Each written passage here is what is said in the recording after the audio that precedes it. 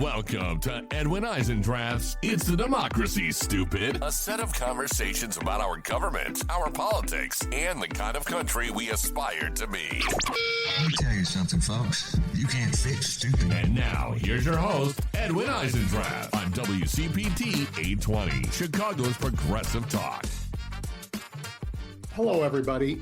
This week, I'm not coming to you live, but I will be here for our call-in section at 3:30. I'm standing with tens of thousands of my best friends at a No Kings rally. So I've recorded this show earlier, and I hope you like it. But let me start with this, because what a week again. This week, the President of the United States proudly boasted that he intends to commit war crimes. And he promised to sign an executive order to abolish the Constitution.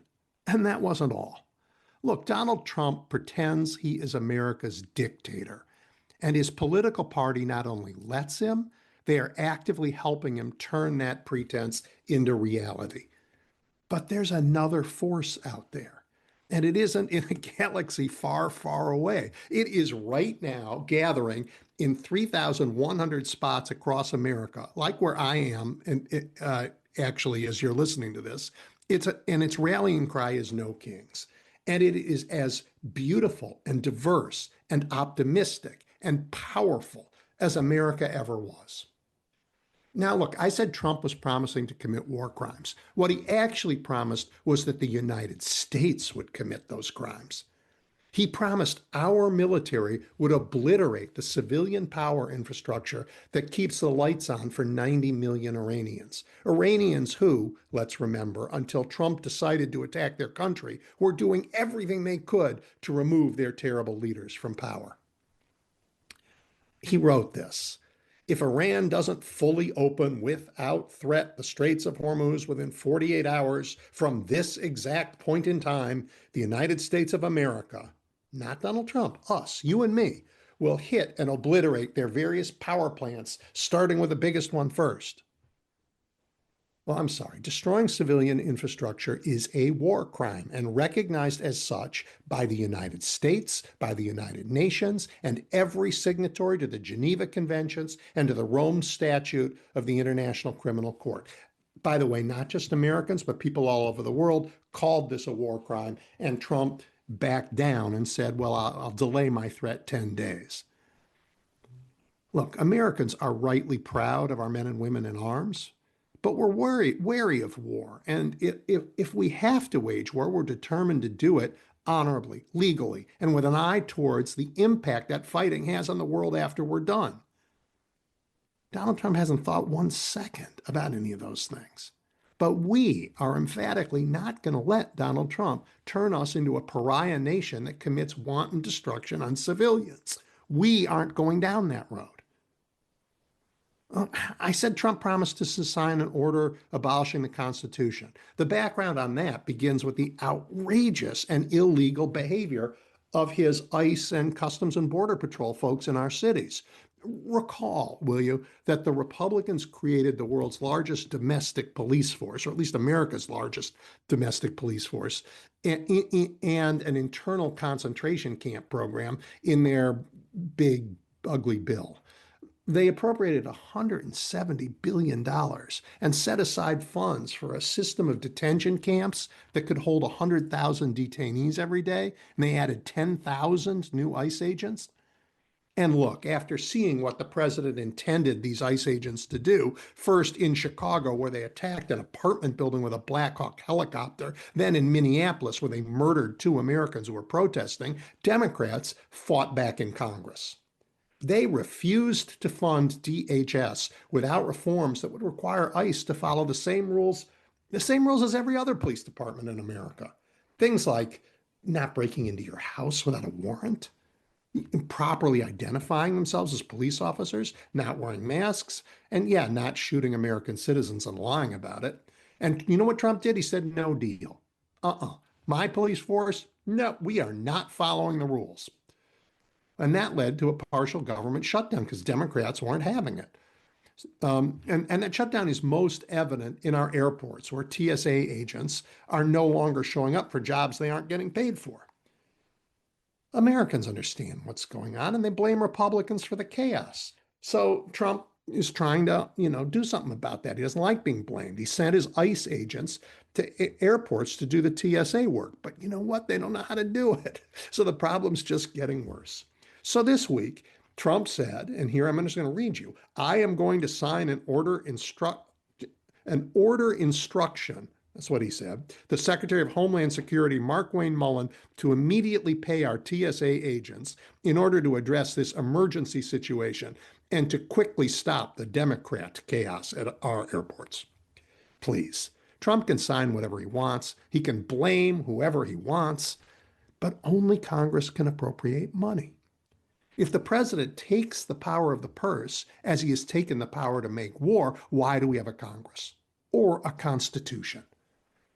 The federal government puts its hand in our pockets to collect taxes, and we agree to let them because our representatives decide how that money gets spent. It is the most basic rule of democracy built into our Constitution. No taxation without representation. That was the rallying cry of the founding generations in places like Lexington, Concord, Bunker Hill, and Valley Forge. And you know what? Even some Republican members of Congress understand this. That's why they're now working on a deal with Democrats in Congress to ease the TSA problem and avoid Trump's Constitution obliterating order. But look, this much is clear. Donald Trump has used his election to grasp control of our government beyond the power that voters gave him by putting him in office. He has grabbed powers that do not belong to that office. These two actions this week, ordering federal spending that Congress has blocked and promising war crimes in a war Congress hasn't authorized, are the acts of a dictator. And Trump aspires not just to be any dictator, but one to rival Putin in his lawlessness.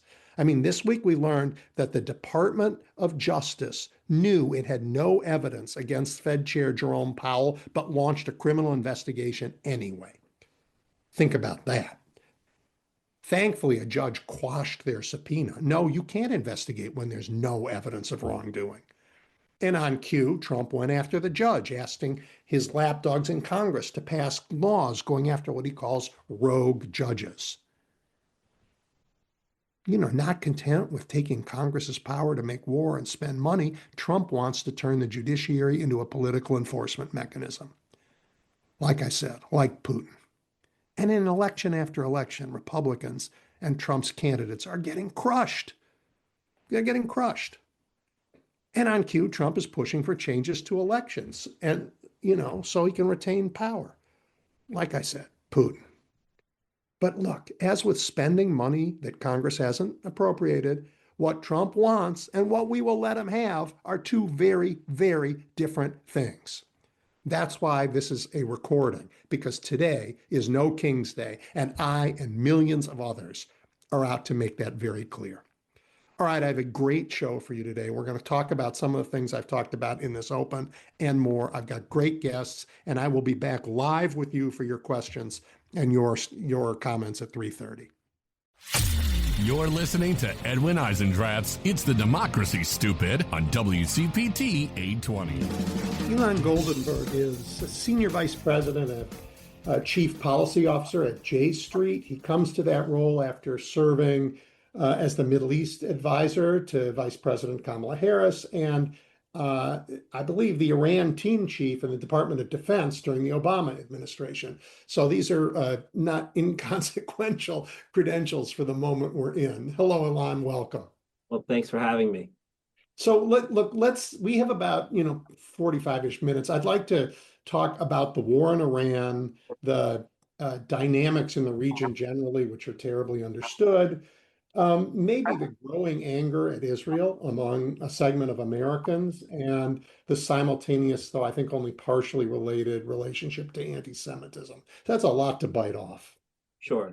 That is a lot, but there's a lot. Let's start with the war that's going on. I mean, when you were in the State Department, I'm sure you looked at tons of scenarios, including scenarios that involve the military. And yet, instead of going to war, the Obama administration, they negotiated a nuclear deal. What changed? What changed, I think, was Donald Trump, for starters, on this, right?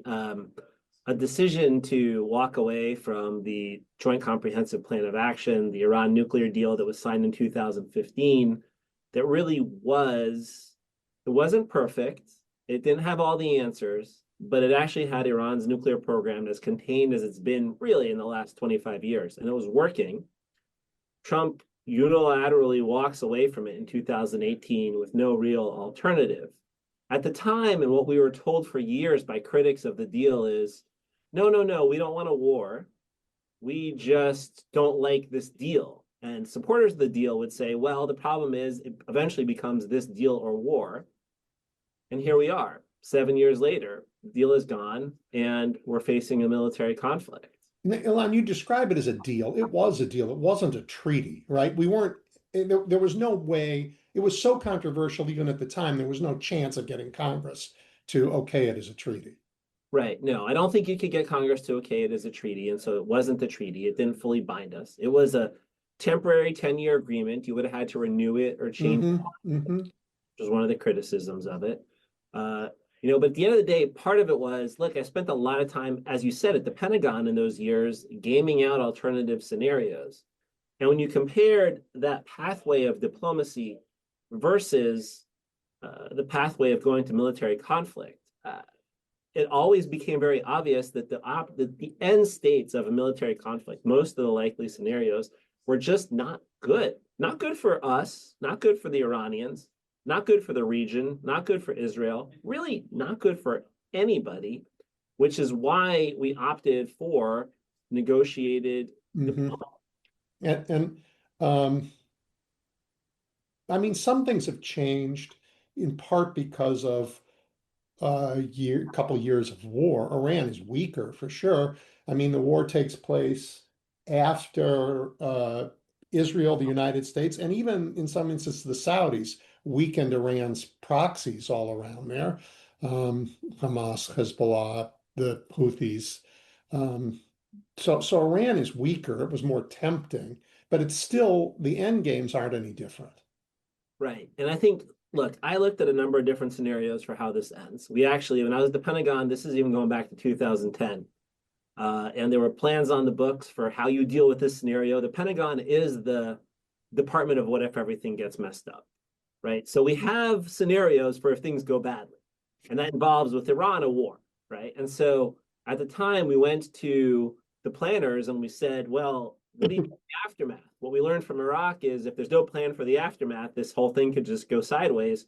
And their response was, well, the civilians will have to figure that out. And our response was, well, no, we have to actually plan for this and look at scenarios. And as we went through months and months of methodically thinking about it, where we ultimately came down is by far the most likely scenario in the aftermath of a war between the US and Iran is the regime is still in place. The Iran is significantly weakened, but also much angrier and more aggressive. Think about Saddam Hussein in the 1990s after the first Gulf War. He was still there. He wasn't the same leader he was before, but at the same time, the US spent the 90s with large numbers of forces in the Middle East, constantly containing him, having no fly zones, perennial conflict, regular instability. Also one of the things that eventually unintended consequences, the large American force presence was one of the motivators and inspirers for Osama bin Laden, right? And so what we kind of concluded from that whole process and thinking it through is that's the most likely scenario. And that still is today by far the most likely scenario. Iran's leadership will still be there. The Islamic Republic will still be there. They'll still be lashing out in the Strait of Hormuz. They'll still be aggressive against our various regional partners. We'll just be managing this mess for years to come. And that's really been true since even last June when Israel made the decision and the US made the decision to support an Israeli strike in what was then a smaller conflict. I don't even I can't get my head around what managing this in the long term means. For some people, it means creating a canal zone around the straits, which is an enormous military operation and a permanent deployment. For others, it is this strategy that I think is just plain immoral, but it's a strategy of Bibi Netanyahu's that she calls mowing the lawn, which in effect says we leave, but anytime Iran starts to rebuild, we go back and bomb them again forever. I mean, I don't know, like, what are the end games here? What are the like couple possible end games? Sure.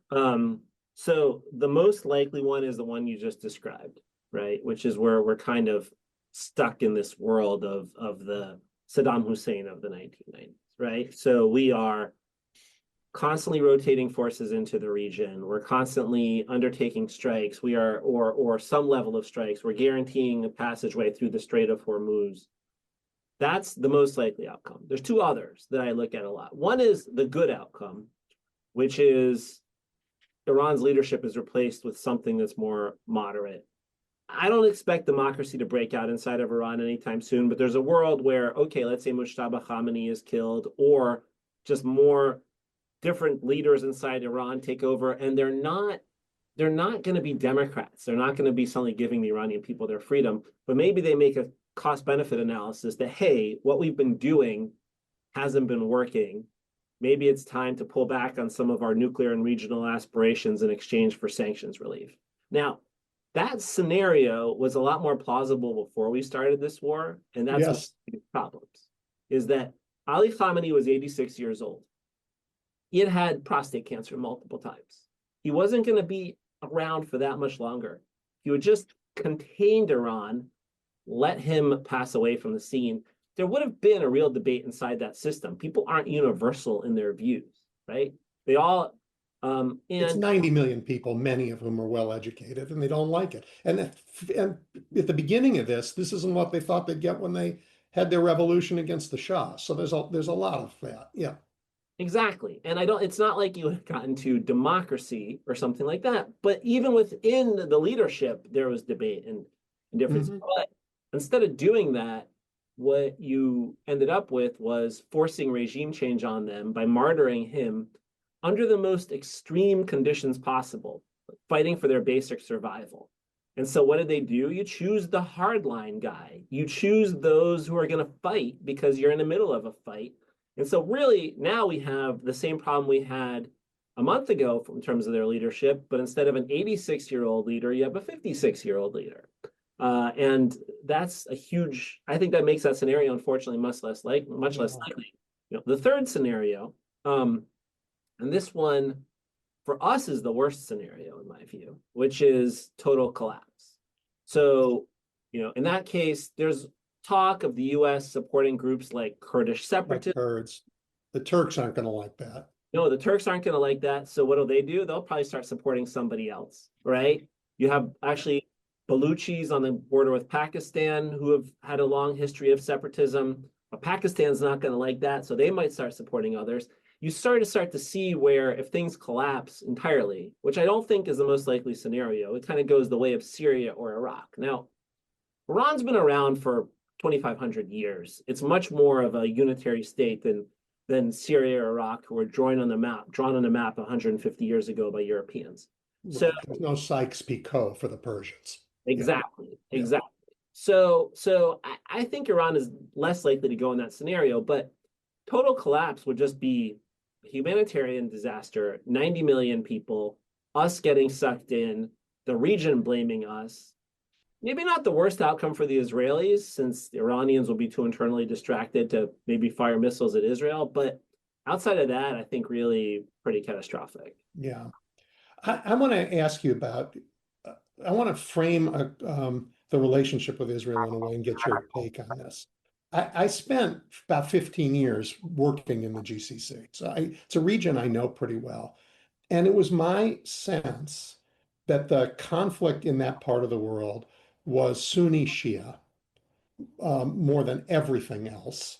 And if you put yourself in Iran's position, they're saying, look, there are big Shia minority populations in Yemen, in the eastern part of Saudi, all around, and they're being marginalized in terrible ways. We're trying to protect them, and that means we have to arm them. And in order to check the growing power of the Sunni world, we are going to declare that Israel and the United States are the enemies in order to mobilize the Arab street in ways that give them a hard time. My sense is that Israel was a side note. It was a tactic in a bigger fight for them. Yeah, I think that was the case Yep, for before October 7th. I agree. Now there's always been this external separate competition, military competition between Israel and Iran that was sub rosa there. The Israelis always viewed Iran as the greatest threat. Iran always viewed Israel as a significant military threat, if not, as you said, the most significant challenger threat.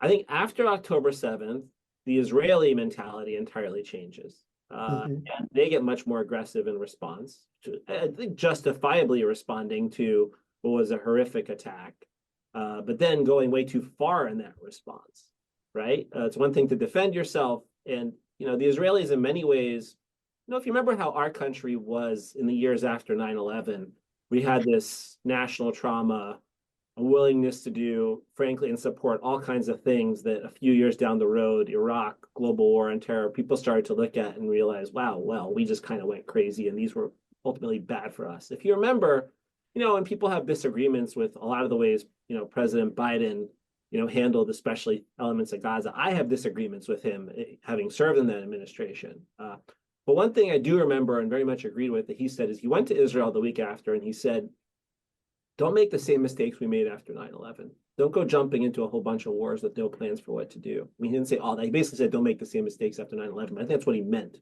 And the Israelis have totally done that. Yep, they have. And they've triggered this Iranian response and this growing confrontation.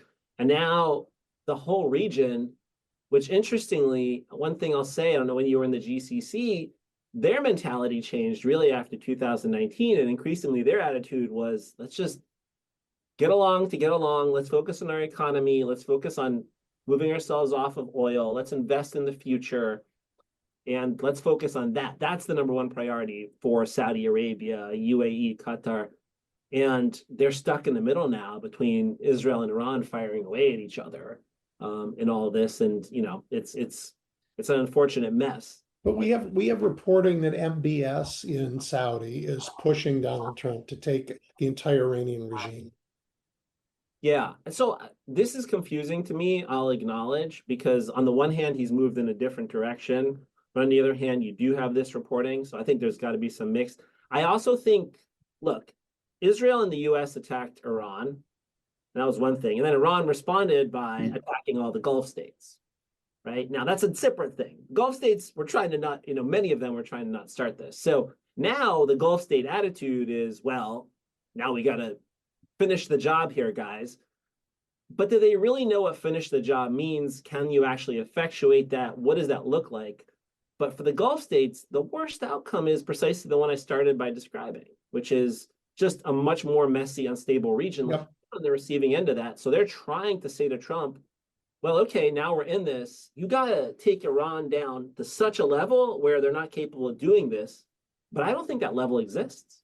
I was in that part of the world when President Obama said there's a red line in Syria, and then Assad crossed the red line, and President Obama said, "I've rethought."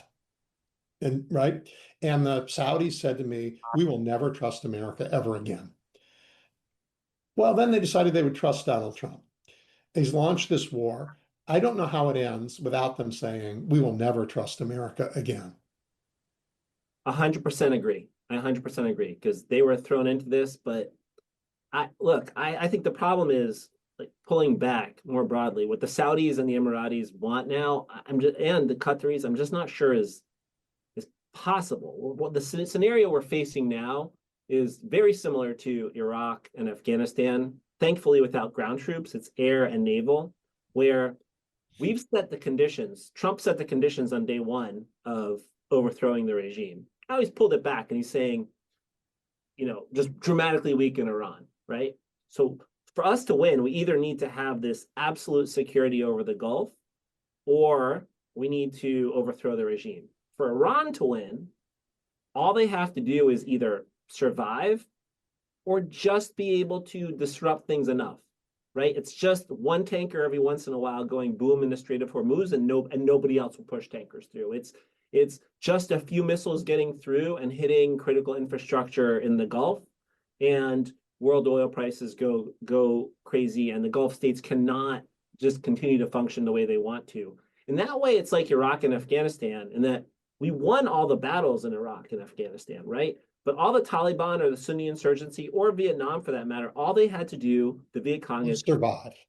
melt away into the population and every once in a while cause enough chaos and pain. It's very much a Yes, Ilan, I want to say that's what George Washington did to the powerful British too, way back in the 1770s. So it's not a new tactic. 100%. Yeah. That's a very good point. This is classic what weaker middling powers do to great powers, and is Yep. exactly the kind of wars great powers need to avoid. So there is this scenario where uh, everybody, for their own interest, agrees to stand down, but Iran and the US, I guess, because Trump would want to, start to toll every boat that goes through and says, you pay us a ransom to go through. Yeah. I mean, Iran has said, look, it's ours. You tell us we have sovereignty over this piece of water and we're done. And that just means they charge everybody for going through. And I'm sure his answer is, I'll get a piece of the action and we'll call it a day. Yeah, I think that won't be acceptable to people, but there is a world where even if it's something less than that, even if it's the Iranians are like, well, you have to check and radio us in before you put a ship through. Something even much more modest. And it sends a signal, we control this thing. We have this, we're going to keep the knife up here, right? We're going to keep kind of the knife hovering above, and we can bring it down whenever we want and stop this.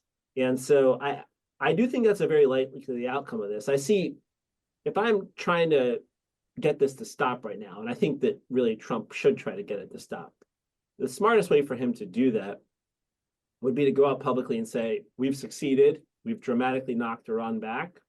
We're willing to stop and get the Iranians and get the Israelis to stop. And as long as Iran does not block the strait, rebuild its nuclear program, or attack its partners, or attack our regional partners, we will stop. Will Iran stop immediately? Probably not, but the whole world would come down on the Iranians at that point, including the Chinese and others. Everybody would be interested at that point in stopping it. And I think the international pressure would get to them. So, but in that scenario, like you said, they're going to still maintain a lot of leverage over the strait. Yeah, and that's not a scenario that the other combatant, Israel, will like. No, it's So not. there's no guarantee they'll stop. I think that's true. I do think at the end of the day, and this is important, the US has a lot of leverage over Israel. And Donald Trump has a lot of leverage over Israel if he chooses to use it. And we need to remember that. And if I think he turns to Netanyahu and says, stop, Netanyahu really has no choice but to stop. Just military leverage, political leverage in terms of how popular it is in Israel. And this is also something that's really important for us to remember. We can talk about the role Israel played in launching this war, but at the end of the day, and it was real, and we should talk about it. It's still important to remember that Bibi Netanyahu wanted this of Joe Biden, wanted this of Barack Obama. This has been a thing he's wanted for a long time, but it is only the president of the United States who ultimately made this decision, right? Ideally, well, by law, it should be with Congress. In this case, he did it without Congress. But it's the president of the United There's States. no question we are the dog in this, not the tail. Yes. Right? I mean, Israel can want what it wants. The president of the United States takes this country into war because we decide to go to war, or he decides to go to war. I mean, all over the world, all the time, there are powers that hope we beat up their enemies. And Bibi has pushed the United States. He's declared Iran an existential threat to Israel and to the West for as long as he's been in power. Yeah, but nobody made, and he can keep doing that, but nobody made Donald Trump go to war, other than Donald Trump. Right. No, he's responsible. And he's responsible. And even when you went to go back to your comments about remember what it was like after we were attacked on 9/11. as angry as we were, George Bush went to Congress to get authorization to go fight. So even in the rage of being attacked that horrible way, we abided by our laws, not under this administration and Yeah, not with this Congress. the way Donald Trump took us to war still boggles my mind. In the week or two before, experts like me were out there kind of trying to raise the alarm bell. It looks like we're about to go to war. And nobody cared. And, J Street, we're an organization that does a lot of community work, a lot of outreach. And what I was hearing from our people, I was like, we have to come out with louder statements. And what I was hearing from our people who work on the communication side was, yeah, but nobody really cares. Nobody seems engaged. Nobody's responding when we're warning about war with Iran. It's because the president did nothing to set the condition for it, right? He He gave a State of the Union message and didn't think it was worth talking about a couple days before he pulled the trigger. right, 5 minutes and like a 2 hour speech. Yeah, nothing. Yeah, and then to announce it with in the middle of the night with a ridiculous hat on and an 8 minute taped remarks at 2 a.m. to the American public, it's gonna also hurt his ability to prosecute this war. It already is, because no war in my lifetime has ever been so unpopular from the very beginning. If they drag on for a while and people realize it was a mistake, There's a 60-day threshold in the War Powers Act, and I fear we are going to get there. I don't think he's going to get us out by that time. And then Congress is going to be in a really interesting position.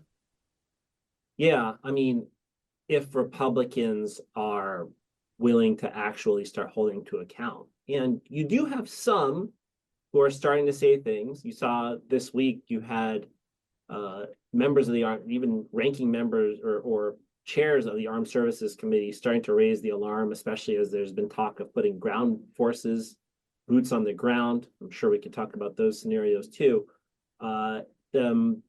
They've started to say things, but at least the history of this Congress in the second Trump presidency, every once in a while, the Republicans will wring their hands and talk about congressional authority, but ultimately they just roll over to the president every time. And They have. we'll have to wait and see if maybe this is the time that they finally stand up. I hope so. I would encourage them to do so. I'll believe it when I see it. Yeah, well, there's no, I mean, and the voters all over the country are saying this on election after election after election. There is no space between Republican and Donald Trump these days. Just none.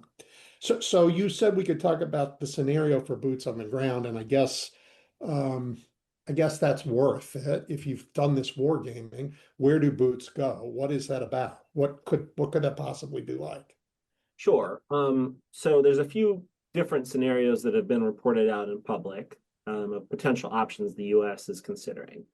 I think one I'll start with the one I don't think is going to happen. Just quickly say this idea of putting boots on the ground in the middle of Iran to take highly enriched uranium out of this facility in Esfahan, where you have this enriched uranium buried deep under. Yes.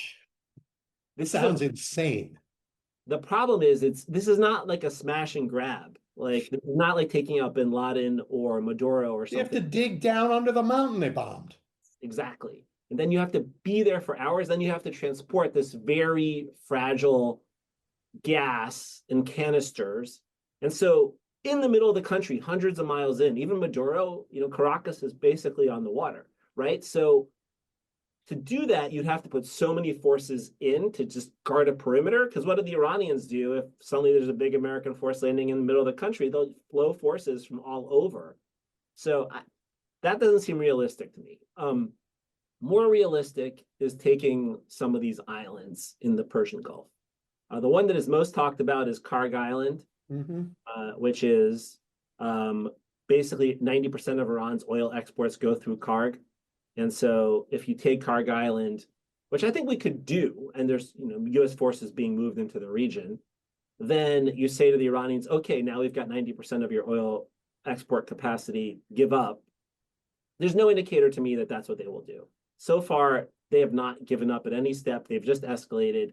The most likely response to that is they will start just launching more at oil infrastructure all over the Middle East. What kind of casualties are we talking about to take that on? I Hundreds? I don't know. I don't know. Okay. I don't want to make a speculation. It could be. My hope is it would be relatively bloodless. People have been talking about it for long enough that you'd expect Iran to be prepared and have dug in, and there are some reports on that. But I We don't honestly, know. Okay. yeah. But the question also becomes, okay, we take it, and the Iranians don't give up. What do we do with the island? Like, what are we doing with this? Now the U.S. owns an island in the middle of the Persian Gulf. Um, and are you going to keep rotating forces on there? They are vulnerable to all kinds of attacks in the Iranian mainland. It's a lot easier than going deep into Iran because it's harder for Iran to defend an island than it is a country. There's other islands right around the Strait of Hormuz you could potentially take and try to use that to guarantee passage through the strait.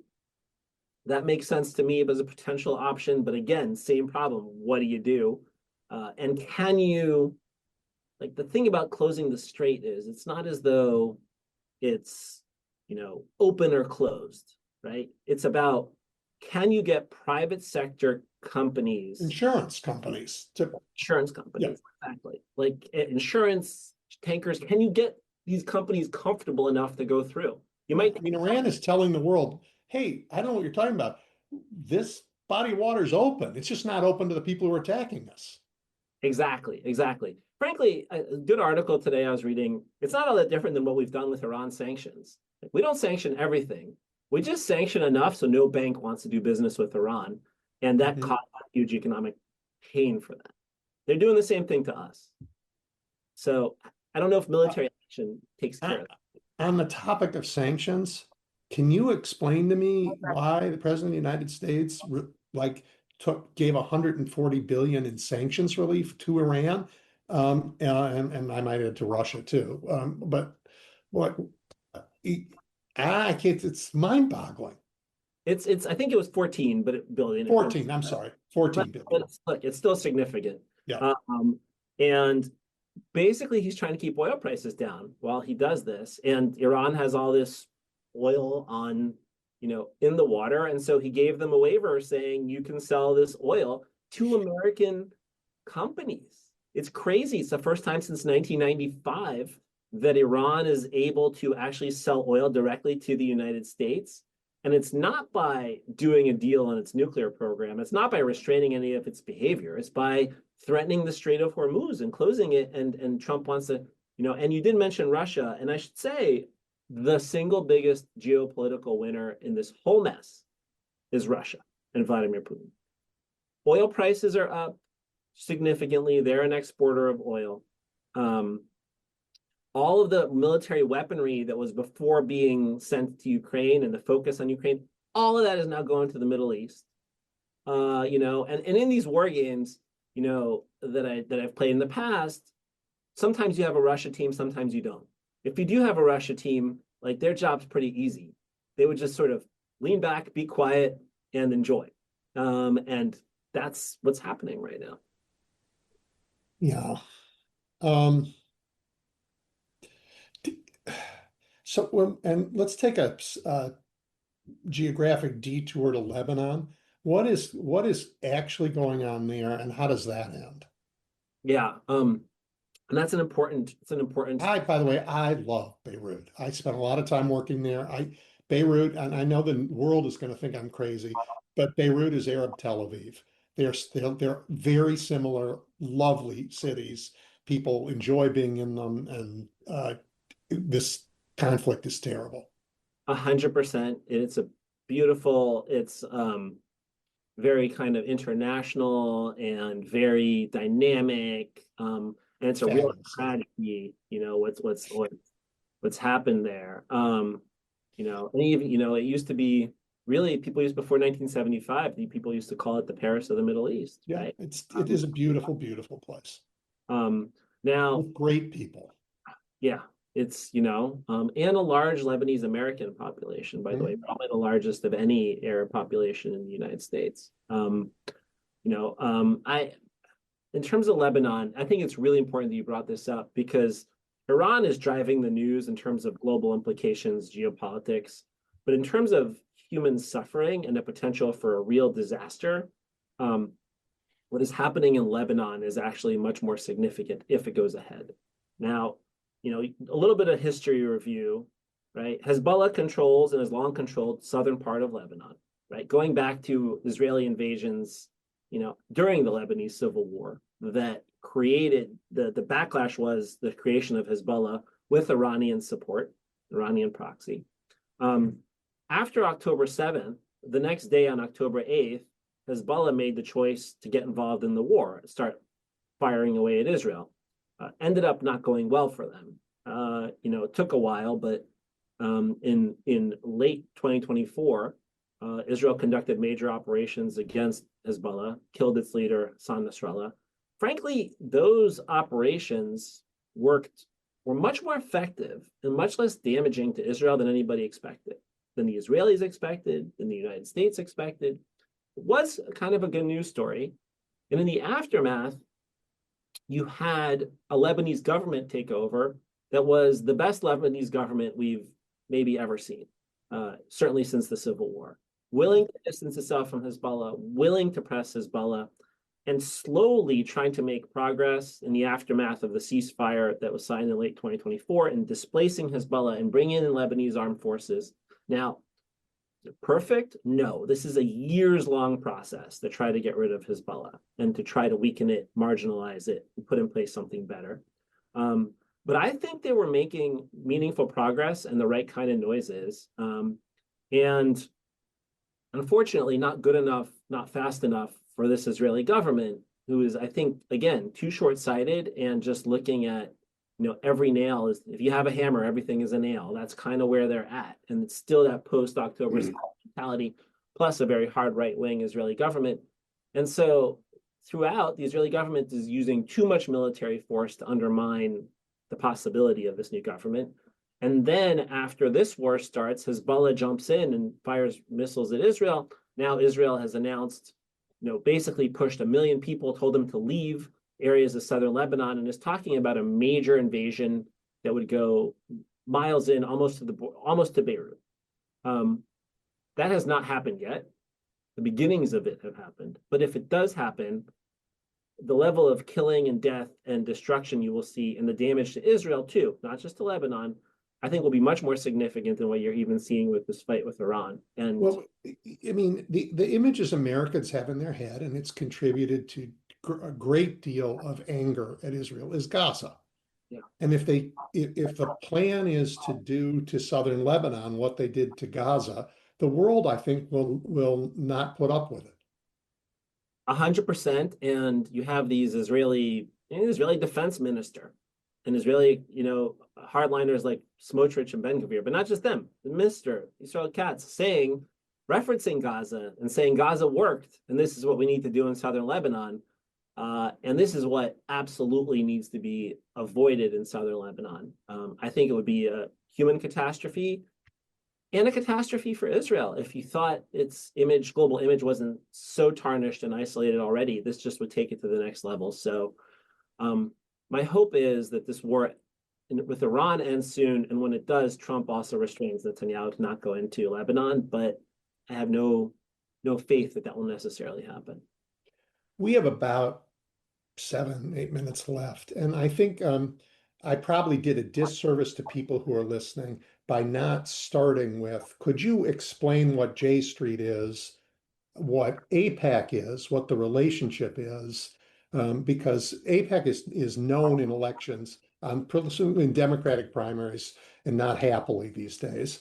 So just talk about these organizations and what they do and what you do. Sure. So J Street, we were started, 18 years ago now. We're just turning 18. And we were started precisely to counter AIPAC, because our opinion and our view is that the overwhelming majority of the American Jewish community believes that you can both support Israel and want Israel to thrive as a Jewish democratic state. And the way to do that is not to give the Israeli government a blank check, because in a very important part of this, if you're going to have an Israel that really reflects Jewish values, is also giving Palestinians freedom and a state of their own, and ensuring their security as well. And so J Street has become the voice for American Jews to make this counter argument, as opposed to AIPAC, who has just been endorsed the Israeli government no matter the policy, no matter what. And so we've gotten very involved in supporting candidates. We now endorse more Democratic candidates than AIPAC does. We endorse more than half of the Democratic candidates in the House. We endorse 75% of Democratic sitting senators. We were very involved for your viewers in a race just now with Daniel Biss, who is very likely to be the next congressman from Illinois 9 in the outskirts of Chicago. And we worked really closely with Daniel. Our position is, we still think there is a way to be supportive of Israel, but there's a way to be supportive of Israel that does not hurt Palestinians. There's a way to, and I said this, I also worked on the presidential campaign and in 2024. And what I heard from so many, the loudest voices were either, in the aftermath of October 7th, were either support Bibi Netanyahu no matter what, coming from the right, and people who were protesting against Israel on October 8th, when any country would have to justifiably respond. But the overwhelming majority, I think, of American Jews, and I would argue American voters, certainly in the Democratic Party, are in neither of those two extremes. They sit in this place of nuance where you can both support and embrace Israelis and Palestinians. And that is where we sit. And that is the kind of message we're trying to promote through our work. So we're actually very involved in Chicago. We have great leaders in chapter there. And so if any of your listeners, if that is a thing that is of interest, there are ways to find out. Go to our website, reach out to our people. We're going to continue to try to create this place. And frankly, in a world where AIPAC is playing in these very dirty politics and is increasingly finding itself marginalized, this has been a huge opportunity for us. And we don't necessarily compete with them in the same level of money that they're able to throw into campaigns, because that's not how we roll. But we are where most voters are. And that's, in our view, much more important and valuable and politically powerful than throwing, millions of dollars to play in primaries. Is there a scenario where the pro-Israel political PACs just divide, and we say, well, there's one for the Republicans, and that's AIPAC, and there's one for the Democrats, that's you, which I think would be very dangerous, but it sure does feel like that schism is coming, and maybe it's coming because the political leadership of Israel chose a political party in the US. I think that a political leadership of Israel did choose a political party in the US. And look, I will say, when we started, I wasn't around. I've only been in J Street for about a year, but when we started, we had people like James Baker, former Secretary of State for George Bush, speaking at our convention, right? This didn't used to be such a partisan issue. It's become more of a partisan issue in recent years because of Bibi Netanyahu. I do think, though, there's now a very interesting debate starting to happen on the right about kind of this blank check support for Israel. You're seeing it you're seeing it in some cases. It's pretty disturbing and coming from problematic places, from the Tucker Carlsons of the world, where there's a sort of a hinge and a lace of anti-Semitism to it that I think we find very disturbing. But there's also very legitimate debate amongst people who just want to see a more America that is more pulled back on the right and not as interventionist. Like, why is this relationship the way it is? And I think in the aftermath of this war, in many ways, this Obama supporting the nuclear deal and Netanyahu going very publicly against him is really what broke the consensus on Israel inside the Democratic Party, that you need to support the Israeli government no matter what. I think that this war is going to break the consensus inside the Republican Party over time. And so there'll be real healthy debates. And that's all we want. I want Israel to be treated like a normal country, an ally, a partner. They're valuable. On many things, we should work with them. Incredible technology, incredible partnership. I love the country. I love visiting. I grew up there. I lived there till I was 8. And I don't think it deserves exceptional treatment that we don't give to even countries like the UK and France and Japan, who, when we disagree with them, we just don't work together on stuff. We don't give them weapons to do things we disagree with. Like, you can have that just normal relationship. Yeah, yeah, that would be healthy for everybody. I agree. Well, look, we're out of time. Ilan, I really appreciate your spending this amount of time to help us understand that very complicated, messy part of the world. Yeah, for sure. And I really appreciate being able to have this comprehensive and nuanced conversation with you. Thanks. Welcome back to Edwin Eisendrath's It's the Democracy, Stupid on WCPT 820. All right, everybody. Look, Christine Lagarde, the president of the European Central Bank, said yesterday that the economic shock of this war was probably beyond what we can imagine at this point. And she used the example of helium. She said that element is used in the manufacture of microchips and that much of it transits through the Straits of Hormuz. Her point was that we're learning day by day what the consequences of this folly will be. And that got me thinking, and that got me wondering who I could talk to who could help explain all of this to us. And it turns out that I am thrilled to be joined by Adam Hania. He is professor of development studies at the director of Middle East Institute, and he's director of the Middle East Institute at SOAS in the University of London. He's the author of Crude Capitalism, Oil, Corporate Power, and the Making of the World Market, which came out with Verso Books just a couple of years ago in 2024. Adam, thank you so much for helping us understand this moment. My pleasure, Edwin. Great to be with you. So can you start with, like, I think we Americans understand that a lot of the world's oil goes through that choke point, the Straits of Hormuz, but I don't think we understand what else goes through there, and I don't think we understand anything about how the oil industry's sort of changed over the last decade, particularly with the rise of China. Can you talk about all of that? Sure. When we're talking about the Gulf, which is what we hear in the news every day currently, I think it's important to kind of think about what countries we're actually referring to. The Strait of Hormuz is that choke point that has been at the forefront of the news in the last few days. But we're actually talking about the countries that surround that body of water. Iran obviously is a key one. Iraq is another one. But then the six Gulf monarchies, Saudi Arabia, the United Arab Emirates, Qatar, Bahrain, Oman, and Kuwait, they are very important to understand within this mix, in particular Saudi Arabia. These six monarchies are the major oil exporters in the world. They are the largest oil exporters in the world. And traditionally, they've been exporting their oil westwards to Western Europe, to the United States, and Western markets. But what's happened in the last decade is that the oil produced in that region has shifted eastward because of the rise of China as such a major manufacturing center globally. So alongside China's rise, the Gulf's oil exports and gas exports have shifted eastwards. Today, China consumes about 25% of the world's oil imports. It's a remarkable figure. It's 1 in 4 barrels of oil go to China, and most of this is actually coming from the Gulf, in particular those six monarchies that I noted. About 75% of the Middle East oil now goes to China and East Asia.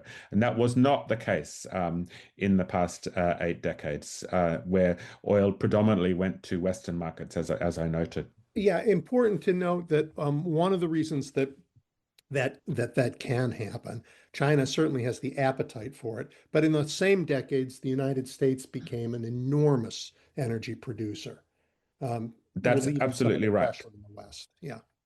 Yeah, that's absolutely right. The rise of the shale oil industry and other kinds of oil production has made the United States the largest oil producer, but not the largest oil exporter. And that's why the Gulf is so important.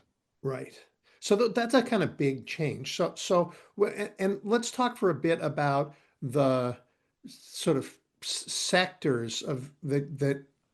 I mean, we oil is oil, but oil is not the only thing that passes through there, and people don't understand all the things that petroleum products make. Yes. So alongside this eastward shift in the Gulf's oil exports, the companies, the major oil producing companies, and these are state-owned companies.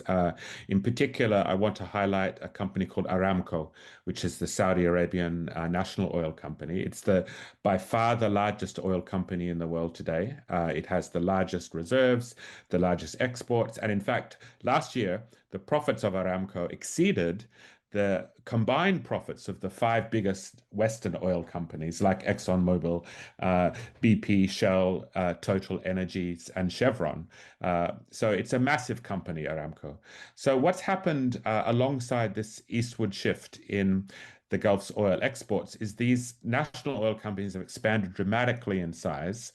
And what they've done is they've diversified their activities away from simply the extraction of crude oil into what's called the downstream of the oil industry. And I'm talking here about chemicals, fertilizers, plastics, these kinds of products that are made from or closely associated with the oil and gas industry. And the national oil companies in the Gulf now are major producers of these other commodities. So you mentioned helium earlier on. One third of the world's supply of helium actually comes from the Gulf. And that's not something that's very widely known. But as Christine Lagarde said, it's actually crucial to understand because helium is essential to the manufacture of semiconductors, to medical equipment, because it's an inert gas. And most of the helium comes from Qatar, one of those Gulf monarchies I mentioned earlier. Another good example is sulfur. About 45% of global exports of sulfur come through the Strait of Hormuz, principally from the Gulf. And sulfur is critical for mining. Nickel mining, for example, relies upon sulfur and sulfuric acid. Fertilizers also depend on sulfur.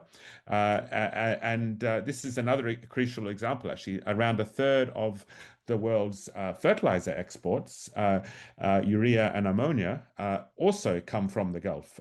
Some of the biggest fertilizer companies in the world are today based in the region, and they're owned by these Gulf states. Saudi Arabia is the world's largest exporter of urea, which I think is a really striking fact. It is an enormously striking fact, given that they don't have an agriculture industry really, because it's such a desert. But food security is enormously important, as is water security to them, and they are trying to make arrangements to protect themselves. I assume that all this trade has been part of that. But to talk about fertilizer specifically, how long? I mean,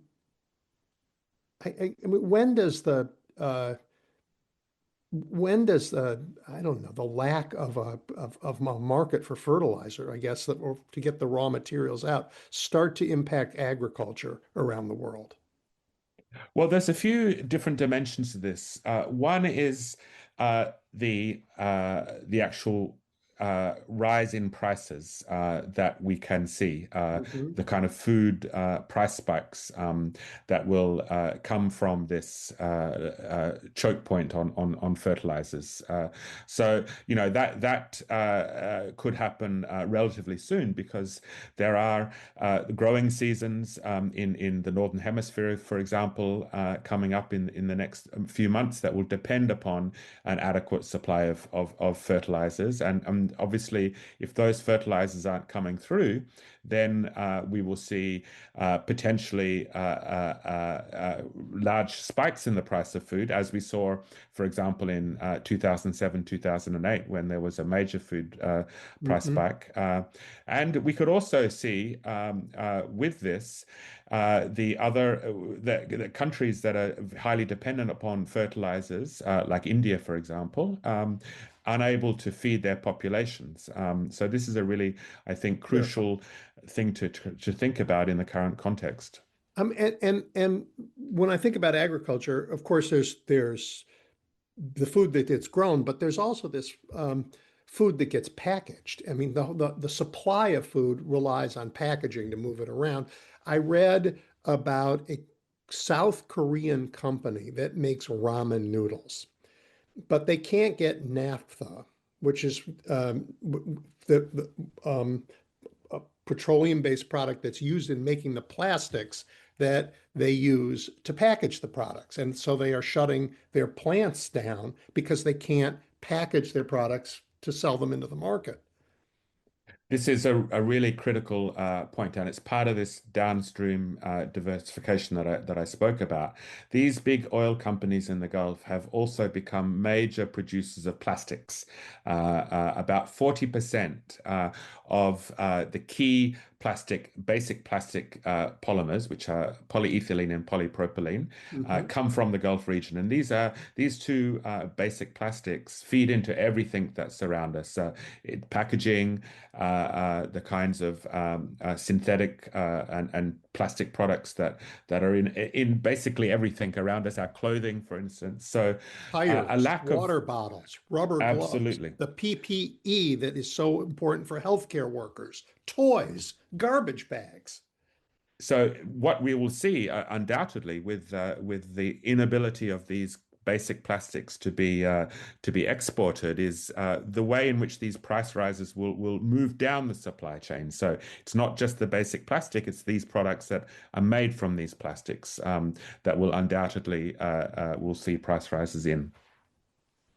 Yeah, and price rises are painful, but shortages um, can be deadly. As you mentioned, in India, there might be food shortages. Um, how if this war ended, you know, Monday, how quickly can all these processes begin again? Well, a lot of that has got to do, of course, with what the nature of any kind of ending of the war might Yeah, yeah. be, and in terms of the ability of goods to flow through the Strait of Hormuz, and also we need to recognize the damage that's been done to energy infrastructure in the Gulf. It's estimated about $25 billion worth of damage to infrastructure, and some of these Mhm. big gas fields, for example, in Qatar, the Ras Laffan gas field, Mm. which is the one of the largest in the world, is estimated to have had about 20% of its production impaired, and it will take up to 5 years to get that back online. So we are talking, potentially multi-year. In terms of some of these commodities actually coming back, so that's I think one of the big fears at the moment is that this is not something that can be turned off and on like a tap. It actually feeds into longer time frames.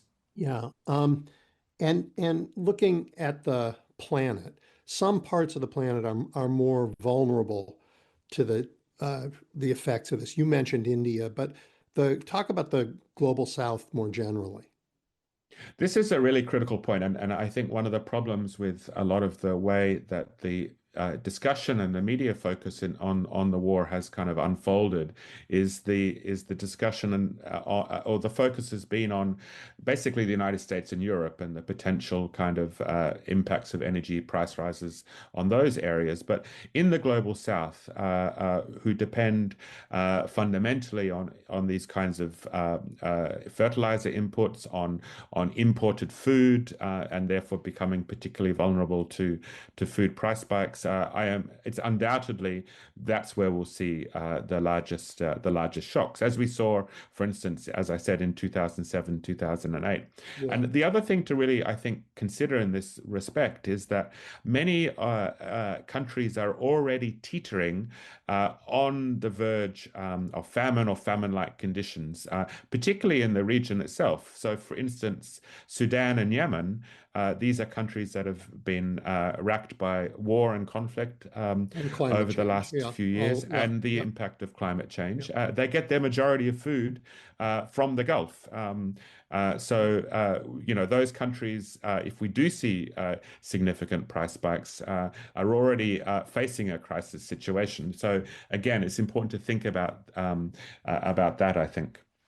I also worry about water. I mean, in a lot of these places, water is a rare commodity. I mean, leaving aside the desalination plants and the disaster it would be if they went down, but the transport of water throughout a lot of the world is by people carrying huge plastic containers of water. Um, I, Yeah. I, I worry about that here. Yes, it's the packaging, it's the movement of water, and of course, if we're talking about, for example, trucks, rising prices of diesel, and Mhm. these kinds of basic energy inputs that move goods such as water around, and food around. So these are really intersecting problems. They can't be separated from one another, as I think has become very evident. Right. And just so for the audience in the United States, you know what this means. It means mass migrations of people out of places that you can't live in. And oh, we sure do not handle that well. And that's been absolutely the case in the Middle East region. We need to recognize that those countries I spoke about, Sudan, Yemen, Lebanon, we see currently 20% or a quarter of the Lebanese population currently displaced in the war. A remarkable figure. I'm living in London. That figure is proportionally equivalent to two times London's population currently displaced in Lebanon. So we see this massive displacement across the region, and that's certainly going to be an ongoing question. If there's a silver lining, and I'm not sure there is any silver lining, but the world's reliance on fossil fuels is at least in countries that don't have access to oil, I'm thinking China here really, that there's a new incentive to speed, and it can't happen fast, but speed and approach to more renewable fuels. And I see that nuclear projects, I guess, are back on the table all over the world. That is a double-edged sword because they have to enrich uranium, which is tempting for people who want to build weapons. But is there going to be a change in the way we consume energy because of this crisis? Well, I Or certainly hope create so. energy, I should say. Yeah. I think this is really the underlying question that we need to even double our attention to. Clearly, the key issue is this dependence on fossil fuels, oil, Yeah. gas, and coal. The war is a clear reminder that dependence on fossil fuels means dependence on volatility, on war. We see also profiteering by the Yes. big oil companies in the current moment. So the long-term solution is absolutely to transition away from fossil fuels, because these kinds of wars will just keep on showing up in inflation, in insecurity, and in displacement, as you've noted.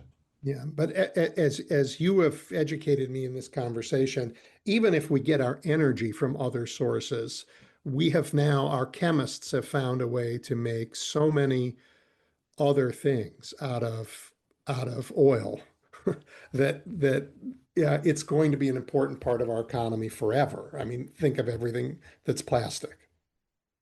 That's why we really need to, I think, have a look at the question of oil beyond just liquid fuels, Yeah. liquid transport fuels, to think about how it really does permeate every aspect of our daily lives. It is possible to produce these kinds of everyday commodities in different kinds of ways that aren't connected to fossil fuels, but Mm. that requires research, it requires investment, and it requires shifting the priorities of our energy system. Right, which here in the United States, uh, we have a current administration that is racing with as much speed as it can to embrace fossil fuels and I think this week we learned that the President of the United States is paying a French company billions of dollars to um, have them stop building wind power facilities in the US and instead to have them invest in fossil fuels. Yes, that's exactly another reminder of why this transition away from fossil fuels is so urgent. Yeah. It's a question of priorities, but it's also a question of wars abroad. We've seen this war against Iran, but we can also see, I think, point to the example of Venezuela a few months ago. Similarly, the question of oil really sat at the center of that U.S. intervention. Yeah, Adam, I wish I knew what we did it for. I mean, the claim here in the United States, in order to make it legal, was that it had nothing to do with oil, but it was a police action in order to arrest someone who there was a warrant for his crimes, and that happened to be Maduro, who was the president at the time. And so they said, oh, it really has nothing to do with the oil. But then the president says, oh, yeah, I'm taking their oil. But it isn't clear that he has. So we over here, we really know less about what our government is doing than at any time in my life, and I'm not young. Yes, unfortunately, I think that's true. Unfortunately, I think that's true. Well, this has been an enormously helpful conversation. Hey, if people want to know more about your work or understand this issue more, where can they go? Well, I mean, you could have a look at my book. You mentioned Crude Capitalism. That is a history of oil, global history of oil. And one of the points I really try to draw out in that book is that it's necessary to think about oil beyond just a fuel, to think about the way oil is connected to plastics, Yep. our everyday commodities, but also very importantly, finance, our financial system.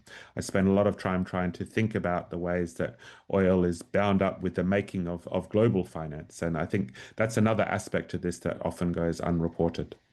Well, Adam, that sounds like another conversation I'd love to have with you. My pleasure. Thank you so much for your time. Really, really very helpful. Thank you, Edwin. It's been great to be on the show. Yep. Take care. Bye bye. Bye. You're looking at the big picture with Edwin Eisendrath on WCPT 820. All right, everybody. G. Elliot Morris is back. He is, of course, the author of the fabulous and aptly named Substack publication, Strength in Numbers. It was also a book. He is a data-driven journalist and a very smart, savvy consumer of polls. Oh, that's very nice of you. No, I'm glad you're here. Look, the rest of this show today is about the disastrous war in Iran, the mess the administration has made of the rule of law in America, and the chaos that's Congress. So I actually want to talk to you about a topic that, unlike that, I actually love, which is the American people. You know, and there are a lot of ways we can talk about the American people. You can talk to a great novelist, you know, or you could talk to somebody who looks at data about what Americans think. And you have done a lot of that. So I want to, like, as we go into No Kings weekend, I sort of want to level set about where America is with you. That's great. Well, let's pick a few examples. Like, for example, MAGA. We've heard that it's fractured and that they're going after each other, or that it's shrinking, or that it's becoming something else. What do we know? I think all of that may be wrong. Well, there are some indications that the MAGA base, the actual voters, not necessarily the elite MAGA influencers, which we'll mention in a second, but that base is shrinking somewhat. The polls last year had the MAGA base around 59% of the Republican Party. That number has fallen closer now to about 50%. So, look, your mileage may vary on whether or not, from a political point of view, that's comforting to you. It's still about half of the Republican Party will call themselves MAGA, but the trend is against Donald Trump. This is a familiar pattern we've seen in Trump's first term. For example, there was ebbing and then a flowing of the percent of Americans who called themselves, the percent of Republicans who called themselves Trump first versus party first. And we've seen a similar thing on the MAGA question, and also Republicans are more likely now to call themselves party first rather than Trump first.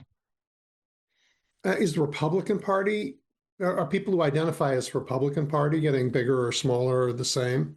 That's also shrinking somewhat. That's to be expected with a Republican in the White House. It's a couple of points, but for the most part, these hard partisan identities don't change very much. They're a big part of who we are, at least if we're politically active, these tribes that we associate ourselves with. They do flow somewhat. I mean, I think the Pew Research or the Gallup numbers on this show Democrats retaking a small single digit lead on party identification after having a small single digit disadvantage in 2024 when Donald Trump won. So these changes can be pretty small. The more important shifts are in attitudes and what Americans want out of their government, the sort of philosophical, ideological approach to that government, the MAGA versus non-MAGA divide, and the GOP being the relevant example here.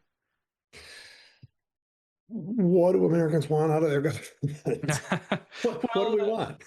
I did some polling on this last year. I just asked Americans, tell us in your own words what you want your ideal party to fight for or believe in. And I think in hindsight, we can sharpen that question a little bit in future iterations. But people told us a whole range of answers. And I sorted those answers, again, Americans' own words, into a left-leaning bucket and a right-leaning bucket, and then a bucket that I'm calling sort of populist or anti-system, anti-party, people who were just frustrated, and that's all they wrote in their answers. And then there was a affordability concerns, general conditions bucket, where Americans said they just wanted their leaders to decrease prices or make the average person's life better. And that bucket's about half of the American public, whereas the really solidly left-leaning or solidly right-leaning buckets, the people who want a solid left-leaning or right-leaning party more than anything else. That's what they told us. Those groups of people are only about 25% of the American public each. 25% on either side. On either side, half's in the middle. And yeah. Okay. That's interesting. I mean, the issues that people that at least Republicans have made issues in campaigns, like you're going to send your daughter to school and she's going to come home a boy and you won't be told. Mm-hmm. I mean, they want people to, they want these, terrifying wedge issues to be top of mind. But are you finding they are top of mind with Americans? For the most part, no. People say affordability, prices, and also just jobs and the economy in general are their number one concerns. I imagine that number will go up with the war in Iran increasing the price of gasoline, which is the most visible price signal in American life. And for a good reason, right? Things are getting less affordable. And the guy that Americans elected to fix prices has done exactly the opposite in very public ways. And he's fixed prices in a different meaning of the term. Yeah, fixed. Yeah, scare quotes on. Yeah, right. And he and so I imagine prices will be a bigger concern. It's just some relevant points here that are also coming to mind.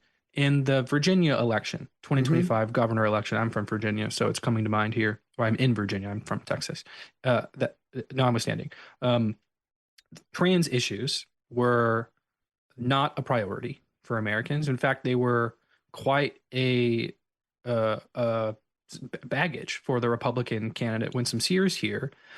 She campaigned hard on essentially the same ad that Donald Trump ran. The Democrats are for they, them, I'm for you ad that Donald Trump ran against Kamala Harris. And it was a massive failure. She lost that election by 15 percentage points.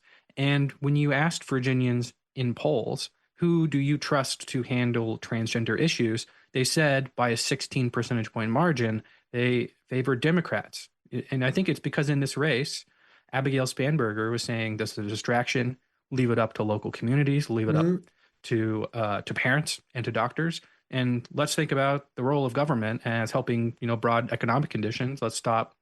There's some really important issues here like data centers and electricity prices. Let's get those back on track. I don't want to talk about the other stuff. Yeah. And that's a similar story with pretty much every American who isn't in that solid left, solid right-leaning bucket. Okay, there are, though, some issues that may have broken through. So, where's the public on issues like ICE and the war in Iran and the whole Epstein class stuff? Yeah, to the extent that people put social issues above economic issues, it's when the government has overstepped. They've overextended their political mandate or what have you for power. Uh, Joe Biden's mishandling of the border is seen in some cases to be an overstep in that they didn't they didn't handle the border, and that was a big problem in the 2024 campaign, rightly or wrongly, just depending on where your persuasion. Now there's a very public overstep on many different policies.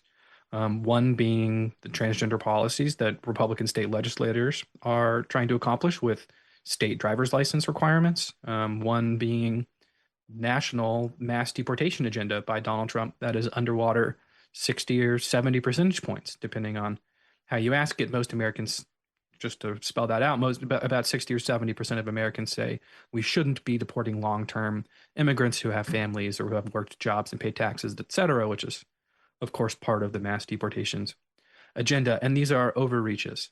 So when in our traditional model, and I'm putting on my political science hat here, in our traditional model, when parties overreach and they move policy too far to the left or to the right, there's a thermostatic response where the public says, no, no, no, let me turn that thermostat the other way. I actually want you to be more liberal than you're being right now. And we're seeing that type of response to Trump on many policies. Okay. Is there, like, if the parties disappeared for a moment and we were starting over again, is there a broad governing coalition that can be put together that would be stable in the United States, as opposed to we don't like where we're going, so we're going to zigzag from party to party every few years, making it hard to plan ahead, making it hard to build, making it hard for our allies to know what to think. Is there a stable coalition in there somewhere that but for our parties, we would be able to find a way to grab hold of? Yeah, to the extent that there's a majority in American politics today for any two issues. One is affordability or general conditions, economic conditions. And the other is that they hate the party system. They hate politics. They don't feel like legislators are looking out for them. They feel like legislators are looking out for the rich and the people with access to lobbyists, et cetera. That's a type of group I've called anti-system voters. If you put the anti-system voters and the affordability voters into a party together, that's 60%, 70% of the American public. You take out those real ideological left-leaning, right-leaning Republicans and Democrats, you will have a coalition that is dominant, durable. The problem and durable. Yeah, I mean, as long as economic conditions are a subject of political conflict, yes, they will be. That would be a big coalition. It's problematic, though, being I don't know how you become the party in power and become the party that doesn't believe in government and systems. I mean, that you have to somehow make government work for people, so that motivating factor of I don't think government works for me is proven to be false. I mean, if government isn't working for anybody, that is poisonous in a democracy. Yeah. Yeah, I think the ideological partisanship is also poisonous that we have these days with so much what's get called in the literature negative partisanship or affective polarization. There is a lot of hate, a lot of otherness, of us versus themness, and it is sharper empirically on the political right, but not only on the political right. And we have been, in my take on this, we have been divided by leadership, sorted into our left-leaning, right-leaning buckets for one reason, because it's easy to do that. And second, because there's power in that. If you can turn your side against the other side, and then when your side's unhappy with what you're doing, they'll still vote for you.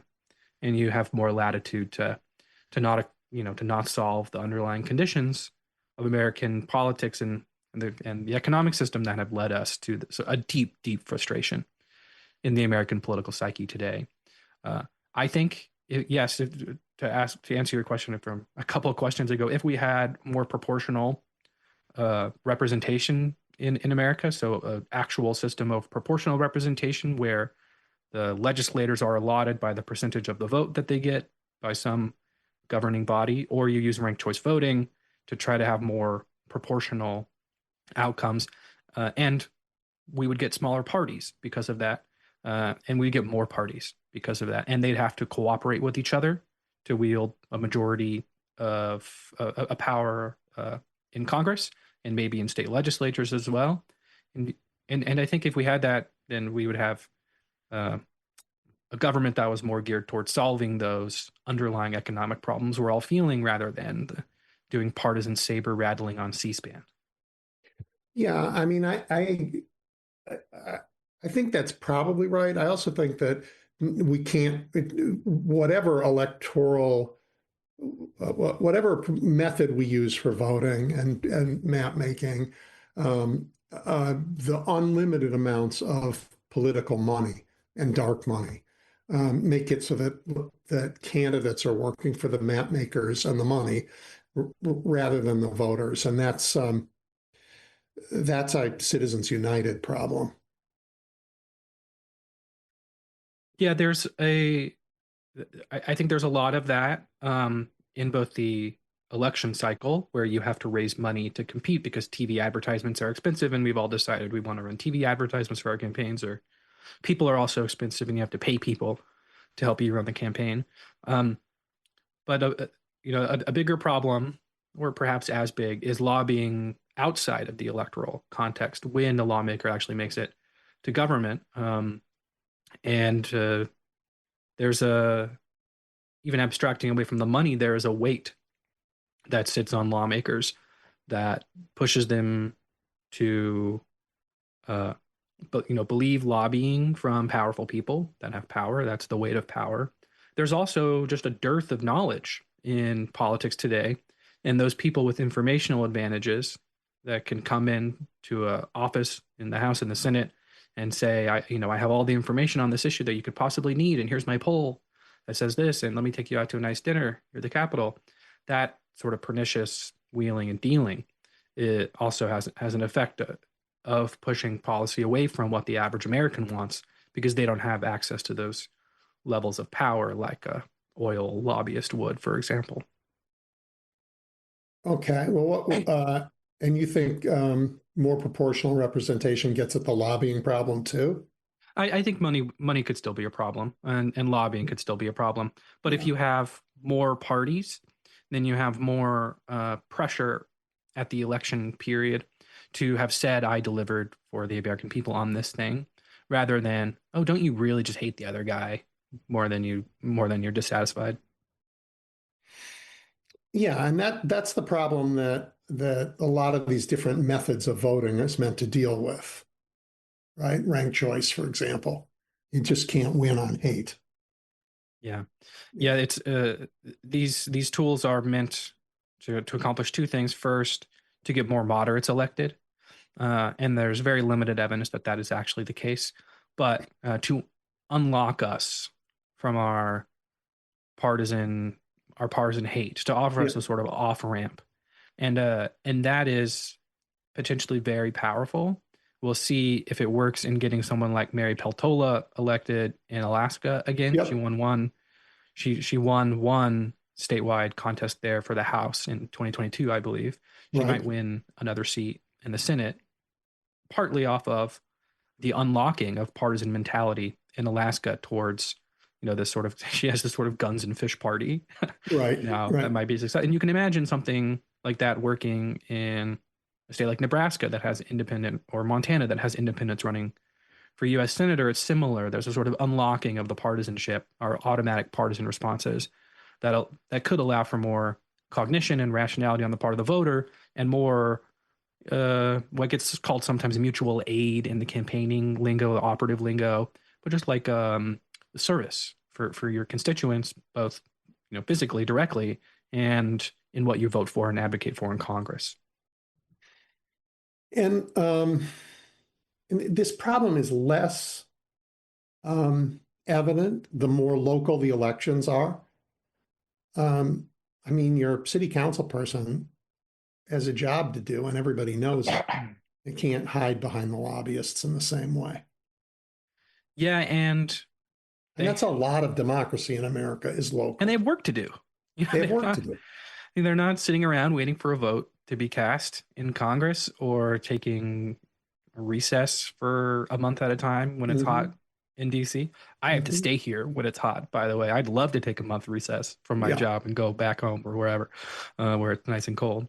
And there's I think there's less scope for that lobbying, partly as a function of there being more on the ground work to do and not having as much staff. But also because of this informational divide I had mentioned earlier. If you're trying to figure out like what company needs the contract to fill in the potholes, and that's a couple of phone calls, or maybe you just have that company already and you need to go out and make sure they're filling out those potholes. If you're trying to figure out how to direct the, trajectory of the U.S. government about nuclear fuel powering satellites in space, just to think of a random example, you don't know how to do that. You No. are relying on other people to do that. Yes. To do that for you, or to just do. Should we give New Jersey a contract for $10 billion of offshore oil drilling? I don't know. I guess maybe I should talk to my friends who do oil drilling. There's a lot of biases there that don't exist at the local level. Yeah, and I mean, there's a lot of writing about American democracy that says American democracy is in peril, deeply in peril, and this administration has done everything it can to build an autocracy in America. And maybe at one level, I buy that at one level. I do all those things they're trying to do, but democracy in America is largely. I mean, we vote for, I don't know how many positions in America we vote for, probably more than 1 million all over this country. It's a very local and very deeply rooted in our culture thing to do, and the grand partisanship we've reserved for Washington mostly. I think you're right to an extent. I mean, people do feel partisanship, sort of innately, right? It's psychological. It's not just among legislators. It's also among the masses. But I see us at a pretty optimistic point in American democracy, abstracting out some of these problems of populism. I mean, I think populism and Trumpism has been destroyed in some ways by the president's performance over the last year and a half. Partisan hate might still get us a populist, but I think the underpinning arguments here have been sort of destroyed or own. They've scored an own goal of sorts, so to speak. But I see a lot of optimism in conversations like this. Normal people are talking about proportional representation and RCV. They're talking about ways out of the partisan doom loop. This some off ramps for democracy. And there's an increasing conversation, like I have in my Substack, about non-ideological Americans that care about conditions, not tribes, that care about delivering for the American public, not for the left or for the right. And I see promise in that, in the appetite that this has among normal people, among readers for my Substack, for example, and also in Washington, where this is an increasingly important thing, an increasingly important and common subject of conversation. Well, I've always found that, I'm in Chicago, and the Democrats in Chicago have been different from the Democrats on the two coasts in that we are just a whole lot more pragmatic about getting stuff done than driven entirely by ideas.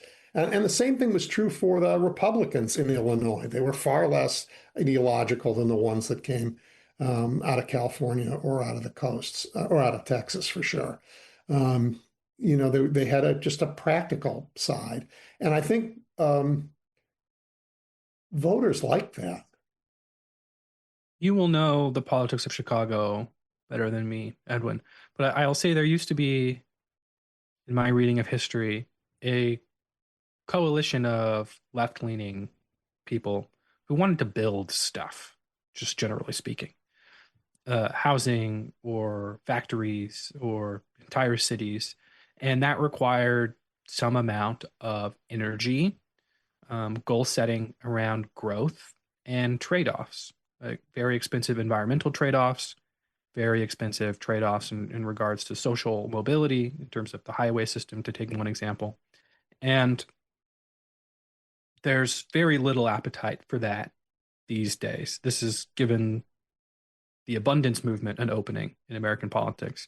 But I think it's a much bigger story than just, we need business-friendly Democrats to build these things, and more of an energy. We need an energy to fix these problems. We need young people to fix these problems totally. too. So let me get back to, this brings me back to Donald Trump, because I want you to talk about where he is in America and what's happened to him. But before we do, my observation is one of the things that is attractive about Donald Trump to many Americans is that it just looks like he is eager to get stuff done.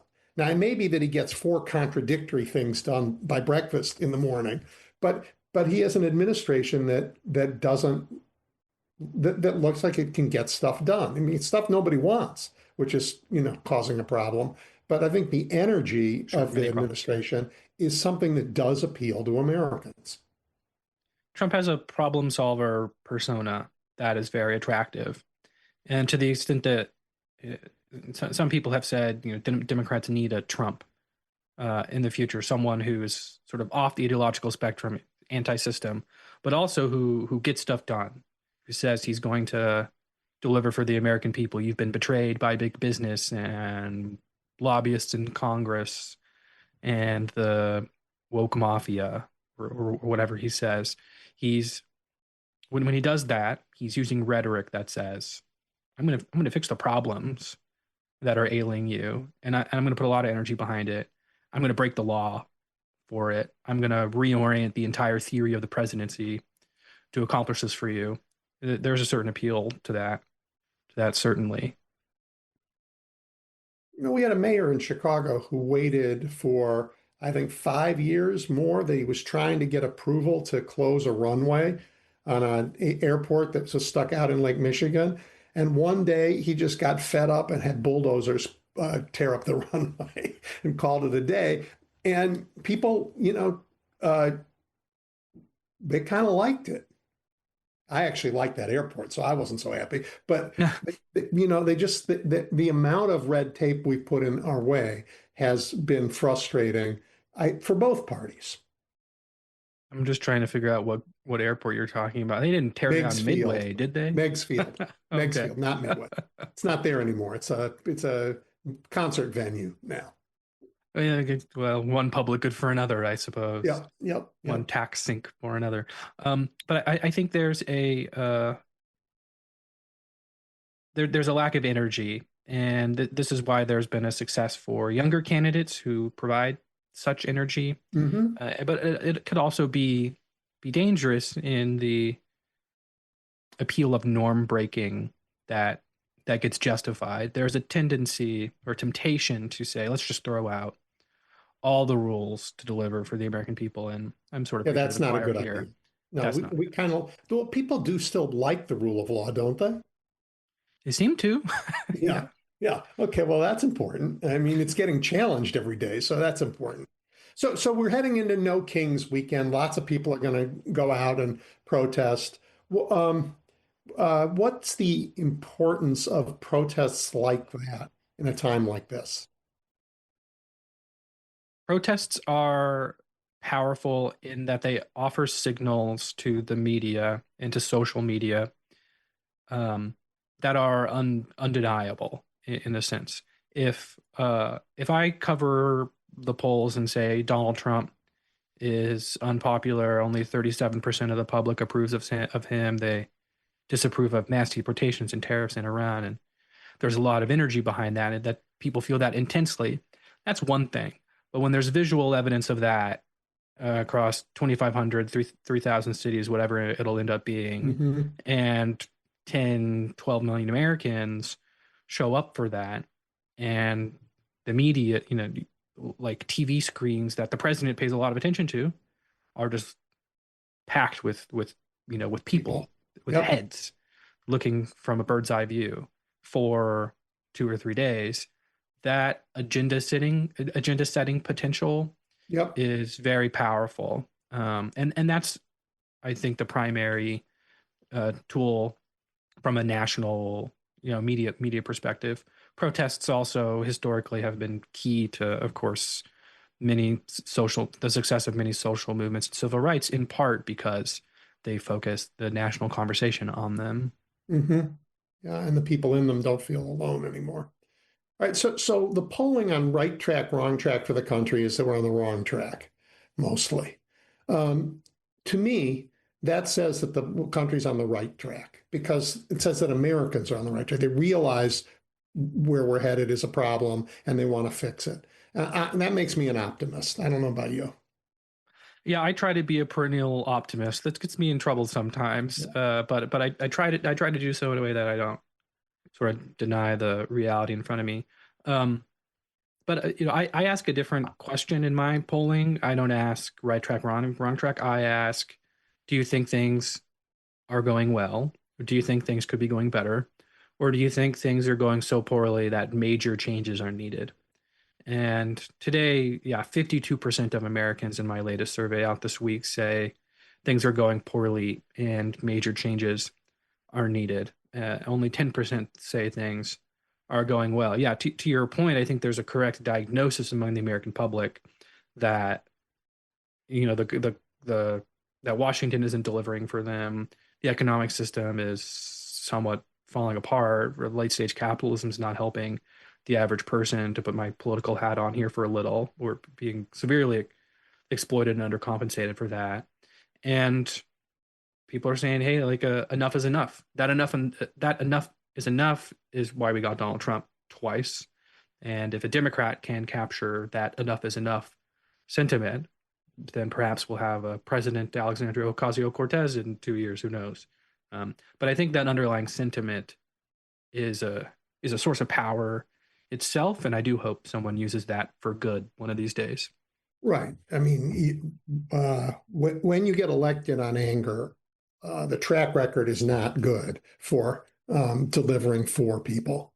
Rather, I mean, throughout history, the track record is that's a recipe for autocratic nonsense.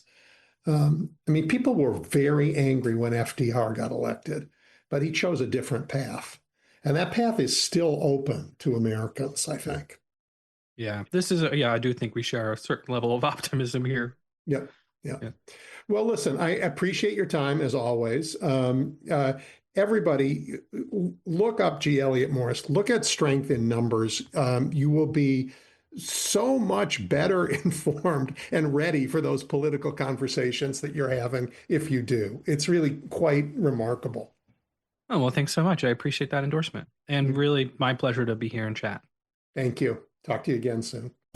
Welcome back to Edwin Eisendrath's It's the Democracy, Stupid, on WCPT 820. All right, everybody. The fabulous Jill Wine-Banks is back. And Jill, this audience knows you and loves you, so I'm not going to reprise your incredible credentials as a fighter for justice through the law, and just get right to it. Okay. Look, Jill, there was a time when I was very close to Chicago's mayor.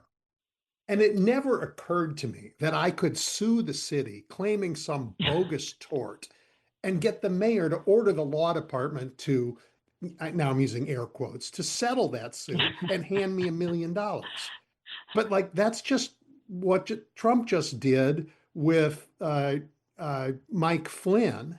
And I just like, how does the law protect itself from being, from litigation being used for, political payoffs, or as it was with CBS Paramount, for bribes? Well, first of all, we have to elect more honest people to government. Second of all, we need to vote in larger numbers and take this seriously. And remember, it's not just this case that you're talking about with Mike Flynn.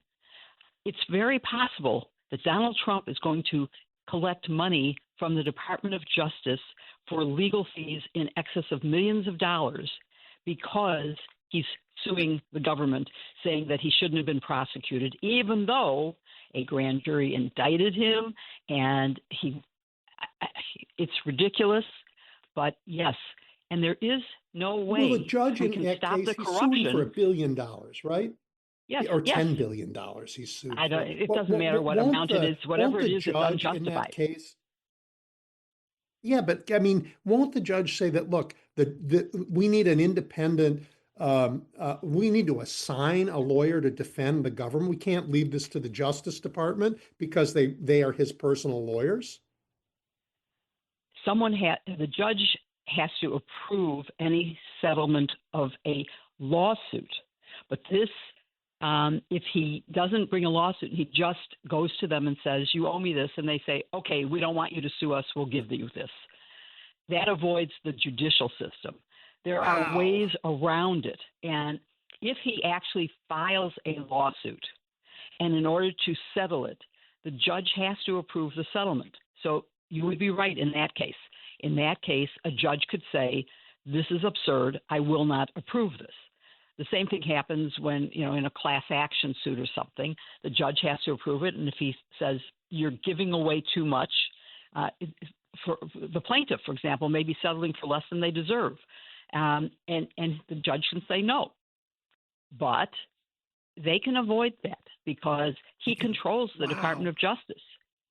So That's it is so interesting. It is so terrifying to me that we have gotten so quickly to a situation that is that could allow us to not have a democracy anymore. Oh, well, we certainly have a president who believes the Treasury is personally his, that the military is personally his, that the courts are just pesky, and lawyers need to be reined in. I mean, judges need to be reined in. Well, that's a really terrifying talk about lawyers. place. Wait, stop there. The Department of Justice is saying that all of their lawyers should be free of state bar regulation, that they should not be accountable to the state bar that licensed them, and that only the Department of Justice can penalize them, which they won't at all. What they want to avoid is that their lawyers are getting in trouble now because they are lying to the courts. And that is grounds for being disbarred. And now the Department of Justice has proposed rules that say, state bars can't discipline you. There's no end to what they're going to propose. What they're going to get away with, I hope, is a different question. Thank you. Yes. I mean, they will propose every manner of horror, but the judges there's this thing, and you can explain it, and I wish you would, the presumption of regularity, which yes. I think was a thing and now isn't a thing throughout America. Talk about that, because it's related to their misbehavior in court. It absolutely is. You have it totally correct. When I went to court and said my name on behalf of the United States of America, I was proud to say that. I also knew that my job was to do justice and that I would not bring a case that I did not believe the defendant was guilty, and that the evidence would have a jury convict, and that a court would sustain the conviction. It wasn't enough to be able to convict. You had to be able to legally sustain it.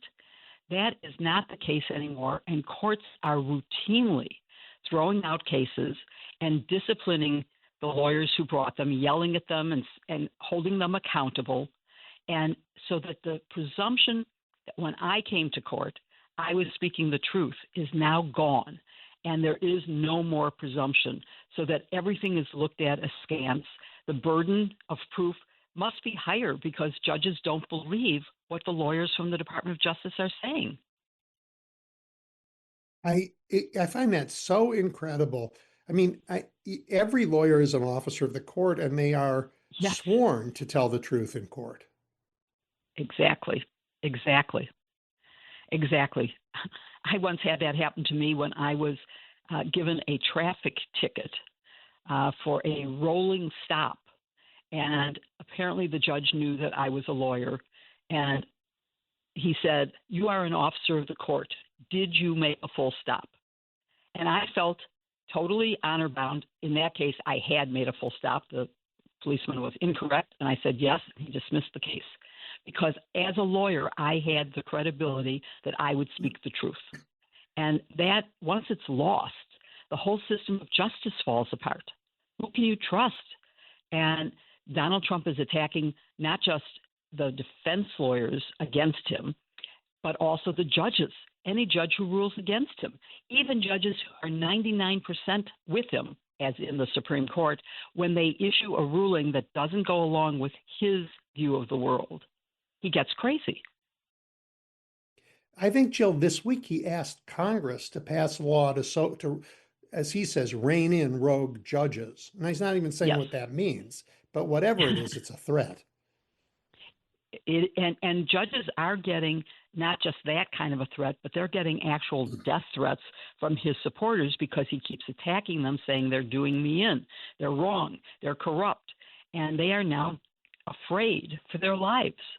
What's going to happen to the judicial system when people say, that appointment to a federal judge, I don't want that. It's not worth the risk to me and my family. Well, so far, the federal judges have looked fear in the face and shown a lot of Yes. courage, more than They have. I want to say for some law firms and some universities and some corporations and some politicians. Yes, that is all Yeah. true, but it is not universal. As you point out, there have been some that have caved, and at some point, there's also those, let's look at Judge Cannon in Florida, who will do anything to help him out, and who is now being talked about as maybe the next Supreme Court appointee, and she's totally unqualified, but could get confirmed. So let's stick with Judge Cannon. So Judge Cannon famously heard, the case of the missing documents, the stolen documents at Mar-a-Lago, and buried the case. And then she said, and the Jack Smith's report can never see the light of day. Right. So she's doing everything she can to be a hatchet person for the administration, but they're so incompetent that this week they released some of the things that the judge said you can't release. I don't know what the penalty is for the Justice Department not following the judge's order in that case, but they didn't. They released them, and they're damaging to Trump. They're so damaging to Trump. They show, for example, that some of the documents that he took with him were so classified that only 6 people, 5 others and him, had access to those documents. That's how bad they were. Others of them are clearly related to his own financial business interests that he would then benefit from. They are very damaging to him. And, they are losing lawyers very quickly at the Department of Justice because lawyers are saying, I'm not willing to be disbarred by lying. And even if I'm criminally charged with obstruction or something, I know I'll be pardoned by the president, but I still won't have a life. I won't be able to practice law. So I'm quitting. And they're now saying, well, we don't have enough lawyers to assure that we will comply with court orders. We aren't able to do the things that we need to do, and that's why we have mistakes in our briefs. They're making big mistakes in briefs, and that's not an excuse. It's not an excuse. If they would treat people decently, if they would stop being obstructionists. Why are states having to sue? Why is Minnesota suing to get the evidence so that the state can proceed with criminal charges against whoever killed the 2 protesters, Renee Good and Andrew, I'm talking Andrew's last name, Alex Preddy. Thank you. Yeah. And we need to get that information, and the state needs to proceed because the federal government isn't.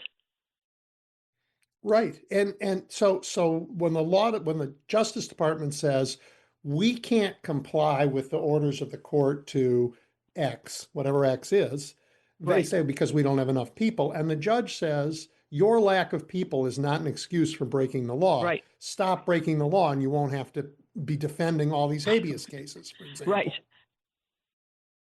Yeah. Very, very true. But, your example of them being incompetent and giving information out, they also are not following many court orders. It's not, they didn't obey this court order by accident. They are deliberately not obeying other court orders.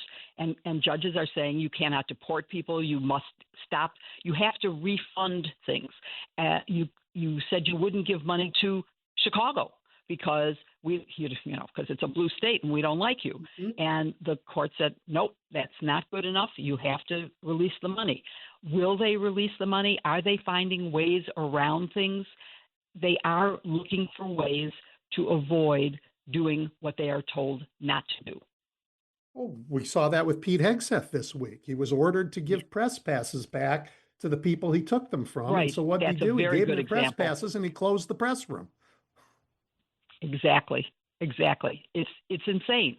And of course, now the press will go back to court and say he's deliberately doing this to stop your order from being implemented, from the First Amendment being obeyed, because there is a First Amendment right for the press to be there.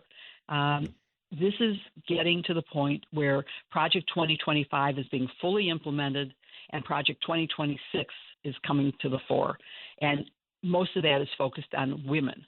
Women without children don't get to vote because they have less invested in the country than those women who do have children. A totally absurd concept. Yeah, this is, and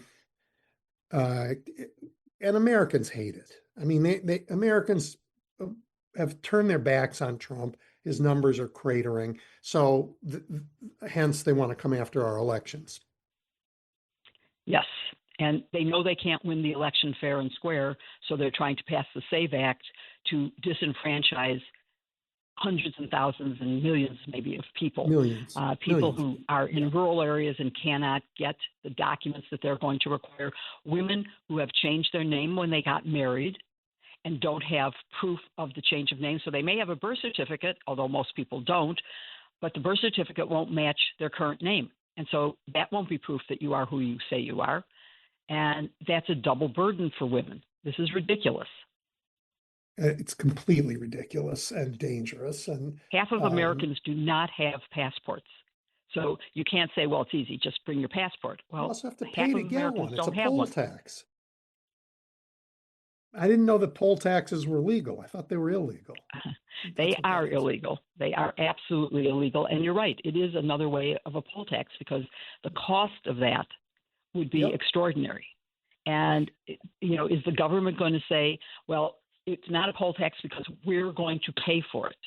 We're already paying $1 billion a day for a war that no one in America wants. Yeah, this is and $1 million to Mike Flynn, war. and something else here and something else there. Right. So let me go back to the lawyers in DOJ for a minute, Jill. Do I have this right that the DOJ admitted that they had, now we know this, no cause to go after the Fed chair, but they were going to do it anyway? Yes, that's a very good example where a judge spoke out very strongly about quashing the subpoena, about saying it's void. You cannot enforce the subpoena. There is no evidence. This is a case of, I have an enemy, find something, make up something, do what you can, get them. Yeah, I mean, it's as clear an example of the weaponization of the Justice Department as there is. And the judge said, you have no evidence.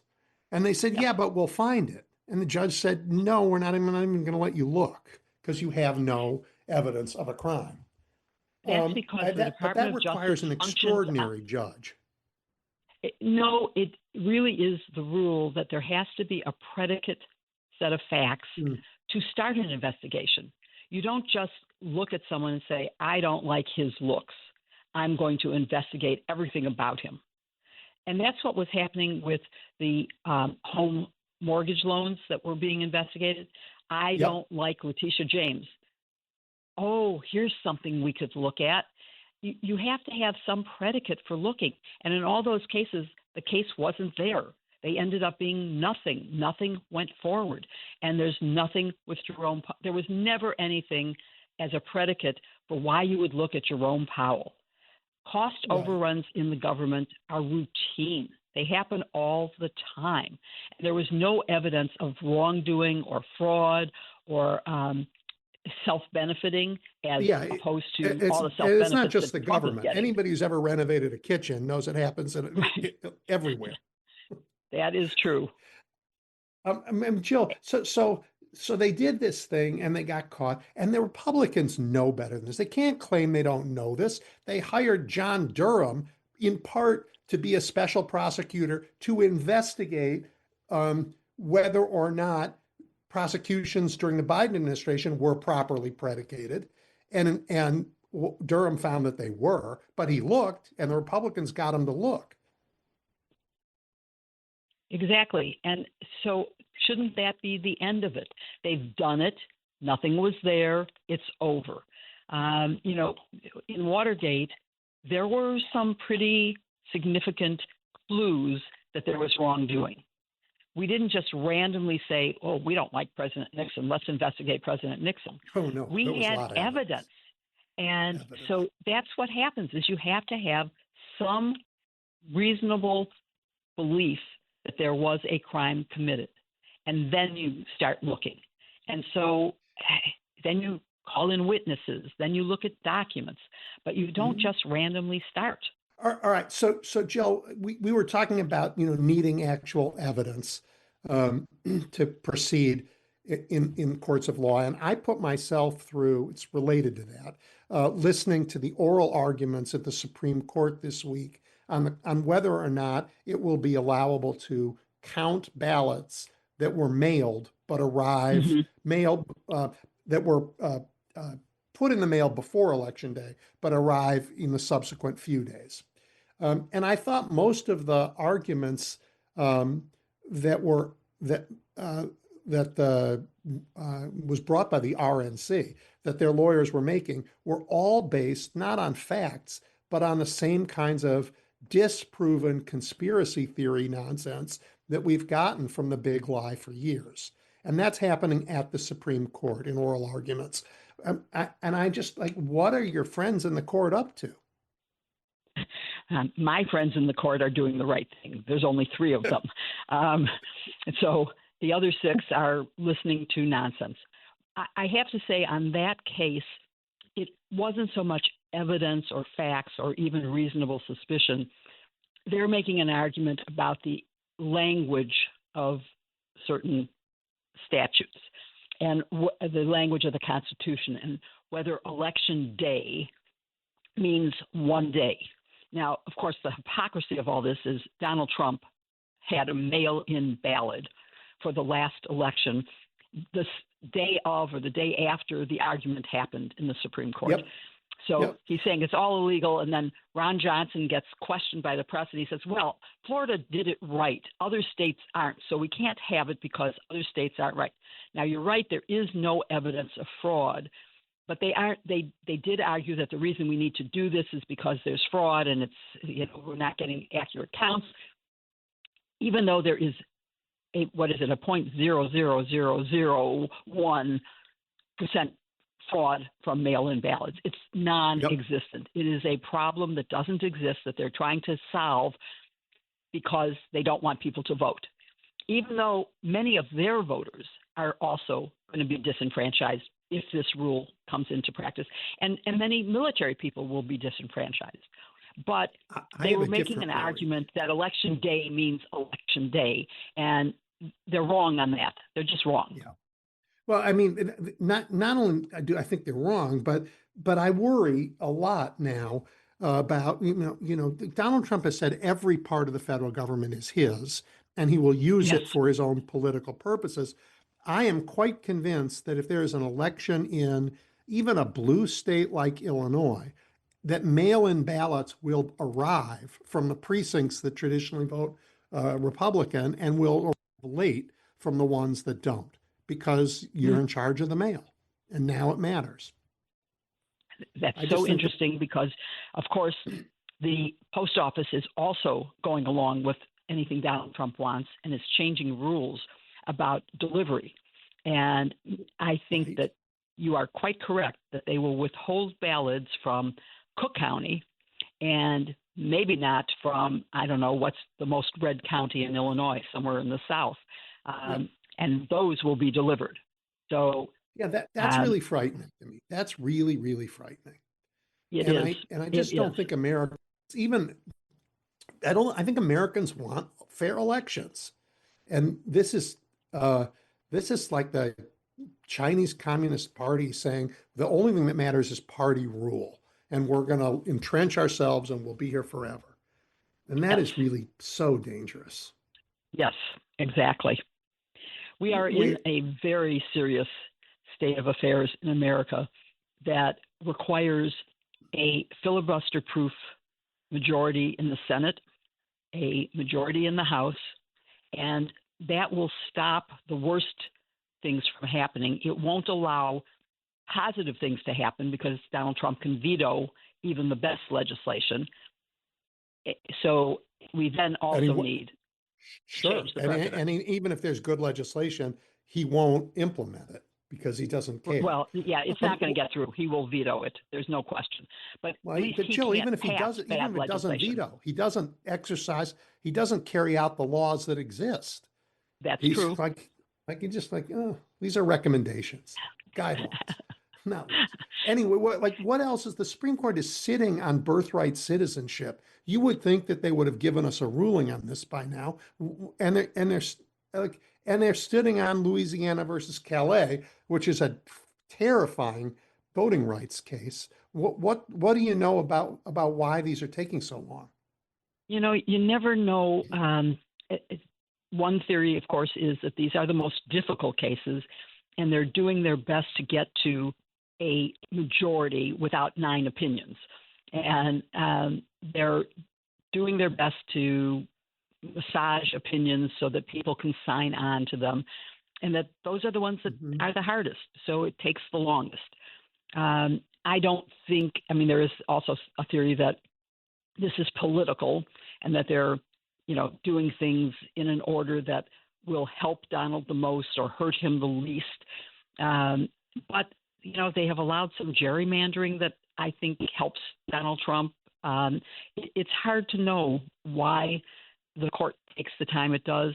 Hopefully someday one of the current justices will write an honest memoir and let us know what really went on about the leak of an opinion or the decision to hold off till the last day of the term for the announcement of some decisions, and why some take so long or why they granted cert or didn't.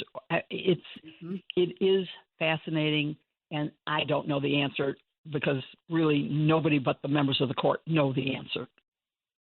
I'm surprised. Birthright citizenship doesn't seem that complicated to me. Yeah.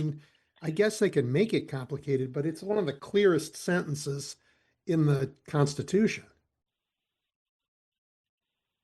To me, it is as well, but you have people who are textualists and who say, well, at the time, it was a part of civil rights for slaves, and it was only for them that it mattered. But they can't argue against the historical application to everyone. The only people who are excluded really are foreign diplomats who are not subject to our laws. They are considered members of the other country. So those people are not under the jurisdiction of. You're working in the embassy? Yeah. Right. Those are the only people who are not included by the language of under our jurisdiction. But anybody else who's in America is subject to the laws of America. If I drive through a traffic light and I am an undocumented alien, I'm still liable for that traffic offense. If I rob somebody, I'm liable to the criminal laws of the state. And that makes me eligible for birthright citizenship. Period. It's always been that way. And I think you're right. It's quite clear, and it should be an easy decision. That hasn't been held so long. they always take a little while to make decisions. And so we'll have to see.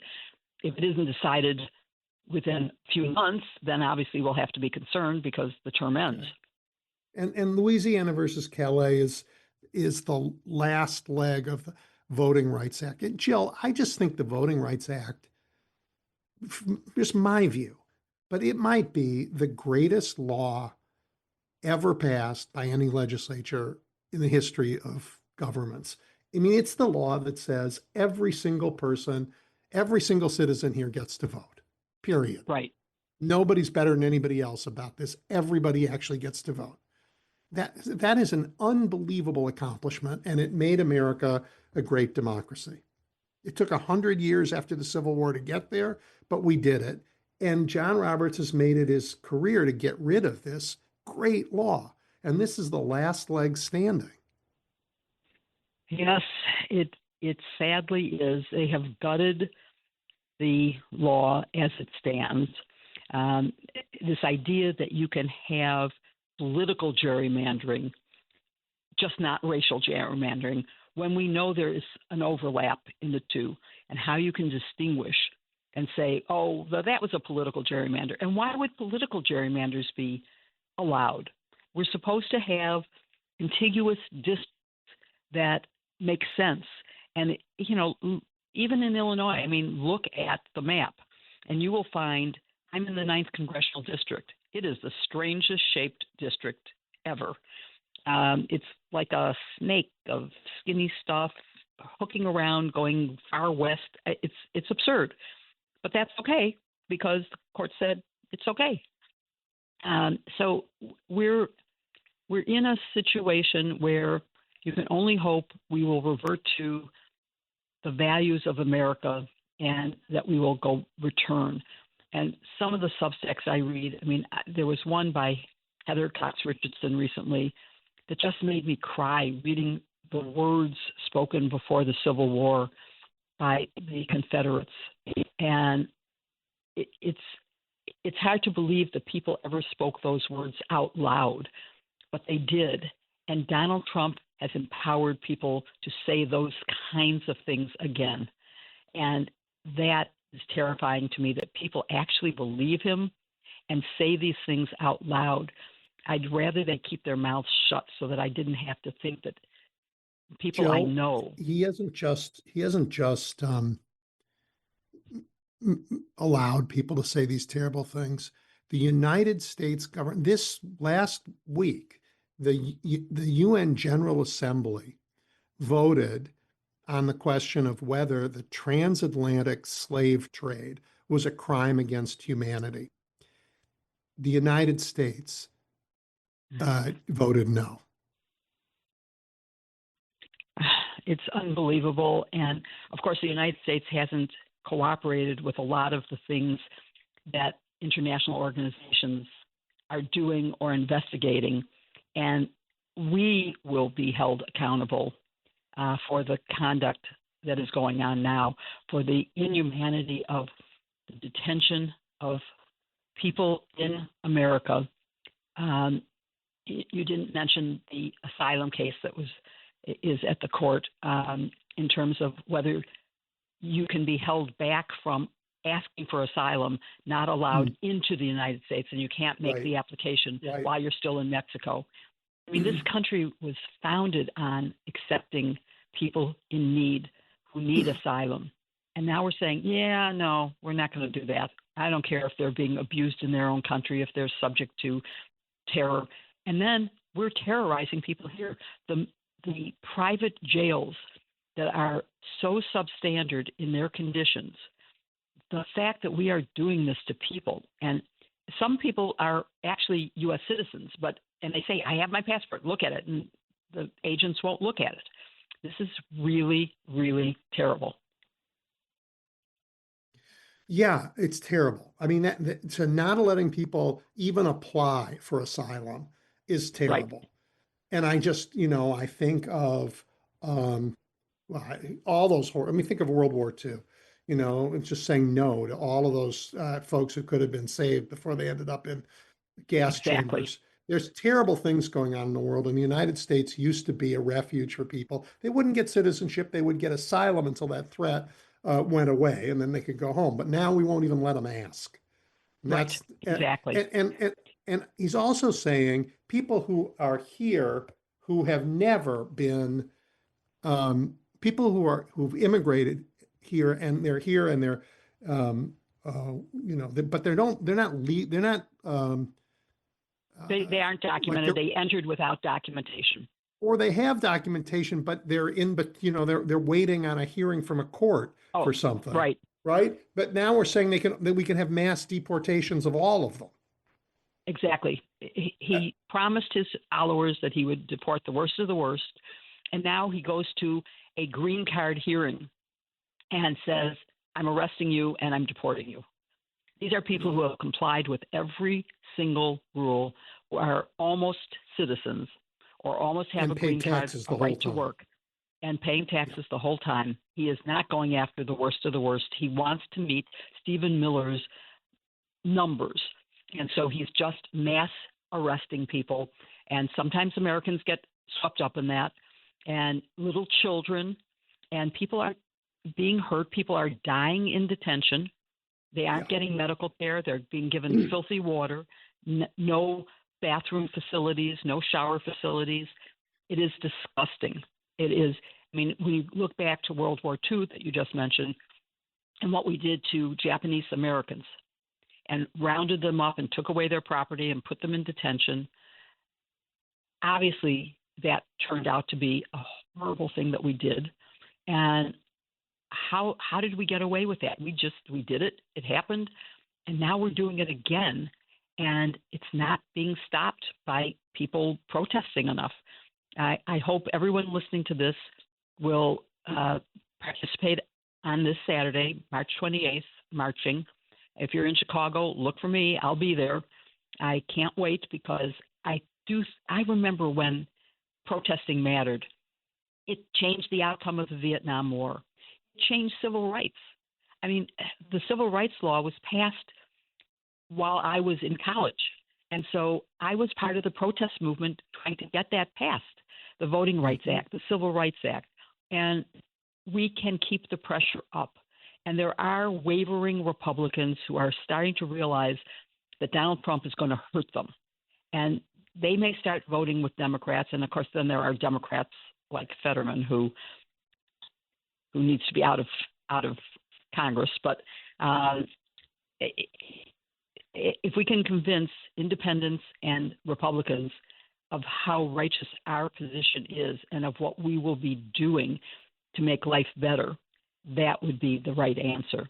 So everyone come out on the 28th and let yourself be counted as millions of people who are protesting this government. That is going to be our last word. Jill, as always, thank you so much for your time and for the amazing work that you do. You're listening to Edwin Eisendrath's It's the Democracy, Stupid on WCPT 820. All right, I am back.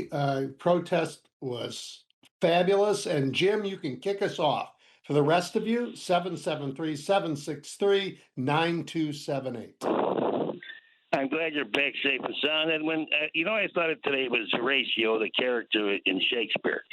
When the main character says Horatio, the flaw is not in the stars, Horatio. The flaw could be in you. And why that came to mind, I have no idea. But anyway. Jim, let me just take a minute here and dust off my Shakespeare. I think the line is, the fault, dear Brutus, is not in our stars, but in ourselves. We are underlings. And it is Cassius as he's planning the murder of Julius Caesar. Is that it? Thanks, Edwin. I was a little off base there. But that's what reminded me of. It reminded me of that line today. Yep. Yeah, it's on us. Yep. Yes. And what I was going to say is, now think about the most master criminal in the history of the Homo sapien. This week, when he announces that he's going to lay off the war, he's going to go with the war, the oil prices go up and down. Like, man, somebody made $1.5 billion, made a bet 5 minutes before he made that announcement, or 2 and 3 minutes before he made the announcement. So think about the money that they're conniving. And when you look at, politicians in Illinois that taking 1% of any of that are in jail for 10 years, or whatever the case may be. And these people are stealing money like fiends. His son has got a $6 billion contract, or $6.5 million. I don't know what it is. The figures are so crazy with the Defense Department. So my point is, they might run this out just for money. They seem to be just insatiable for the need of money. And remember, they couldn't run a charity, Edwin. You know what I mean? They couldn't even, and they had plenty of dough to run it. They couldn't run a charity. But yet they're stealing billions now. And we're sitting idly by and watching it. I mean, yes, I know. Because the ones who are idle are the Republicans in Congress who could stop it. And the Justice Department could stop it, but they won't. We have to get rid of them. The rest of us are eager to to do something about it. But these people are blocking it, and they got elected. Yeah. And the other, real quick, Christian nationalism, where did that come from? That was a Trump beat before Trump was elected. Apparently, he had them in his pocket, and Mike Johnson's one of them. And they, they're so strange. I even hear military people talking about this war, and some of them will mention Christian nationalism as an instrument in this war. And one person will say, no, and the other one person says, well, you can't have troops going in, risking their lives on a religious note, because we're all different. We're Americans. We have everything here, Edwin. You know what I mean? I'm not anti-anybody. Yeah. You know what I mean? Well, I do. Yeah. If they want to have a crusade against Shia Islam, that makes them about as smart as somebody who lived in 1300, right? The last time they tried something that dumb. Have we learned nothing in almost 1,000 years? Well, you would hope we would. You would hope that, I just hope and pray that this thing comes to an end. I didn't want to see soldiers on the ground. No. And, we got to come to our senses here and make some diplomatic. We got to get along with each other one way or the other. You know that, Edwin. And yes. Jim, this genius told us they were decimated. And they blew up an AWACS, one of our most sophisticated planes, got blown up sitting on Prince Sultan Airfield overnight last night. I mean, I know, and now they get the Houthis shooting rockets. The point is, we got to come to some grand conclusion here sooner or later. I know that you're all for it. I'm all for it. But I thank God for the protest today, Edwin, and I'm glad you're back safe and sound. And thank you, buddy. Have a good week. Thank you. You bet. Thank you. All right, I'm at 773-763-9278, taking your calls. And Max, how are things in North Carolina? They're fine. We're having a protest uptown right now. But, I would say, I think somewhere around in 2004, we actually had one of the biggest protests in D.C. According to the number, it looked like it was 430,000 people. And we still didn't stop a war, okay? And the thing is that people need to pay a little bit more attention to this, is that what are we fighting for? We're fighting for the dollar in order for those people in the Middle East to trade in dollars. They want the United States wants them to trade in dollars, just the same way we went into Iraq. Iraq right now trades in dollars. Venezuela, they were going to go off the dollar. They went back to the dollar after they got rid of that Maduro guy. And then now Iran, they want them to trade in the dollars, and they will not. Hamas, Gaza, they actually have, I think it's 1.4 trillion cubic meters of gas off the coast. And Israel wanted them to trade in dollars and them to have control. They would give them the money. This is back in 1997. People could look it up. Look up the Gaza Marine, and that's what that war is really about. That's why they imprisoned those people, and that they wanted them to more or less give them the rights to their gas. This is what we're fighting over. We're fighting over gas, and us Americans, the people, we do not need that. Okay, what we do need, just like I said the last time, is we need vocational schools. We need better schools that are going to bring technology where the people, the American people, which we are smart, just like anybody else, are controlling our destination, not Wall Street. You know, where you got these dumb people, Trump and his family. The people are pretty stupid. Remember, the guy filed for bankruptcy 3 to 6 times. Okay, so, and then he's got people that he takes his money and manipulate the court system for him to get out of it, and supposedly show that he still has a lot of money. But you know, we know last year he only paid I'm pretty sure $700 in federal taxes. People could look that up. You know, and this is what we're dealing with. So these people, we just killed their children. Okay, and I can tell you, if you kill my children, you're going to have to kill me first. You're going to have to kill me too, because I'm not going to stop trying to get even with you till I get even with you. And that's the way those people are. So we're going to have to do something unless we want our children to be dying to end this.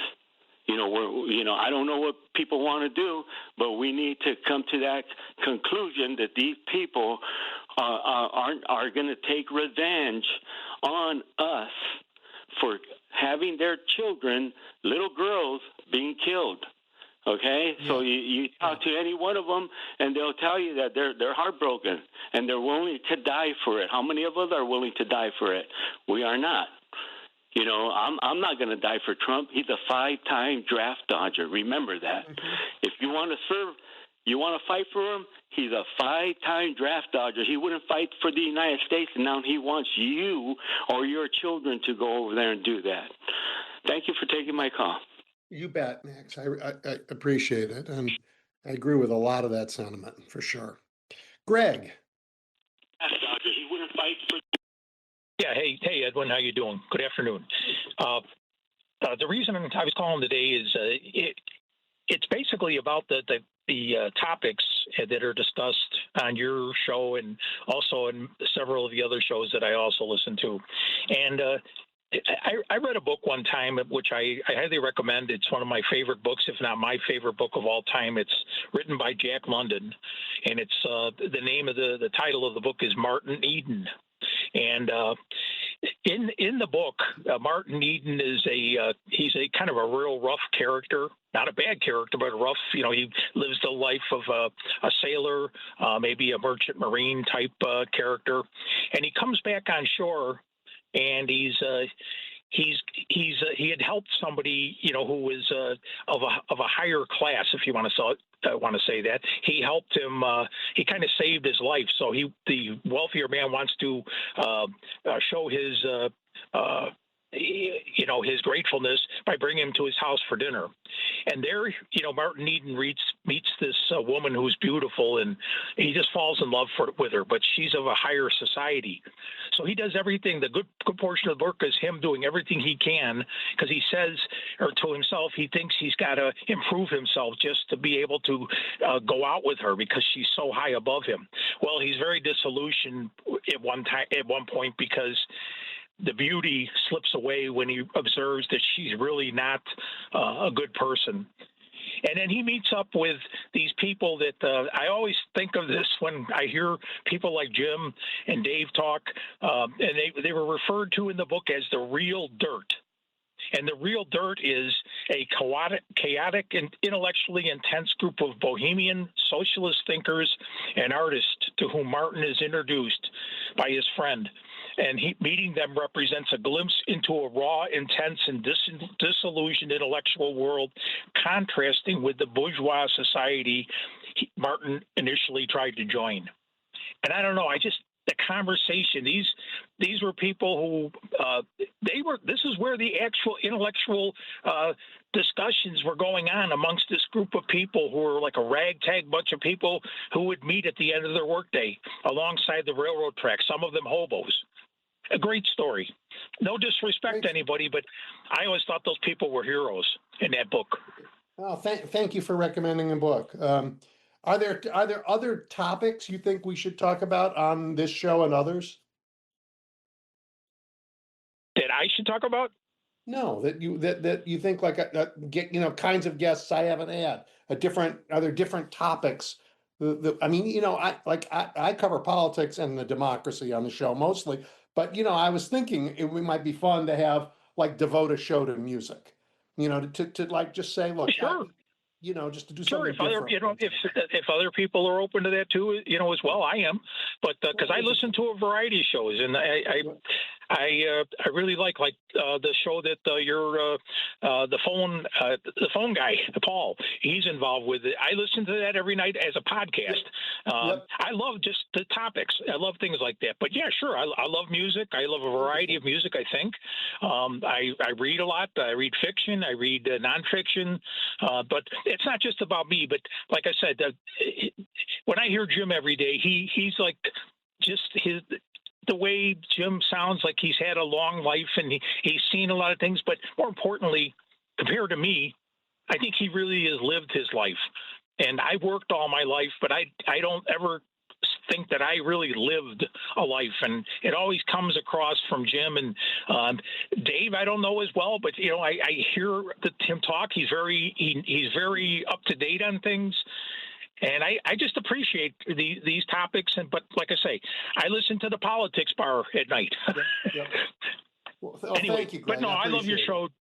Thank you. I love your show. And thank you. And Jim and Dave, I hope you appreciated the compliment and the shout out. Yeah. All right. Everybody take care. Take care. All right. Let's see. Where are we? 773-763-9278 on No King's Day. I'm finally thawing out a little bit because it was chilly out there. Roosevelt, how are you? Double E. Thank you for taking my call. How you doing? I'm good. Speaking of being out there, that's exactly what I want to talk about. So this morning I tuned in on Spanish stations, and they were commenting on the fact of lack of the media informing the Latin community about No King's Day. Not that they need to, but they were just puzzled on the fact that the major television stations, radio stations, with the exception of WCPT, of course. But other than that, nobody's really the major outlets of TV and radio. And that's one of my questions to you. Since you were out there downtown, did you happen to see of any of the big media TV stations or radio stations out there? Yeah, I saw. Let's see. I saw a WBBM reporter interviewing people.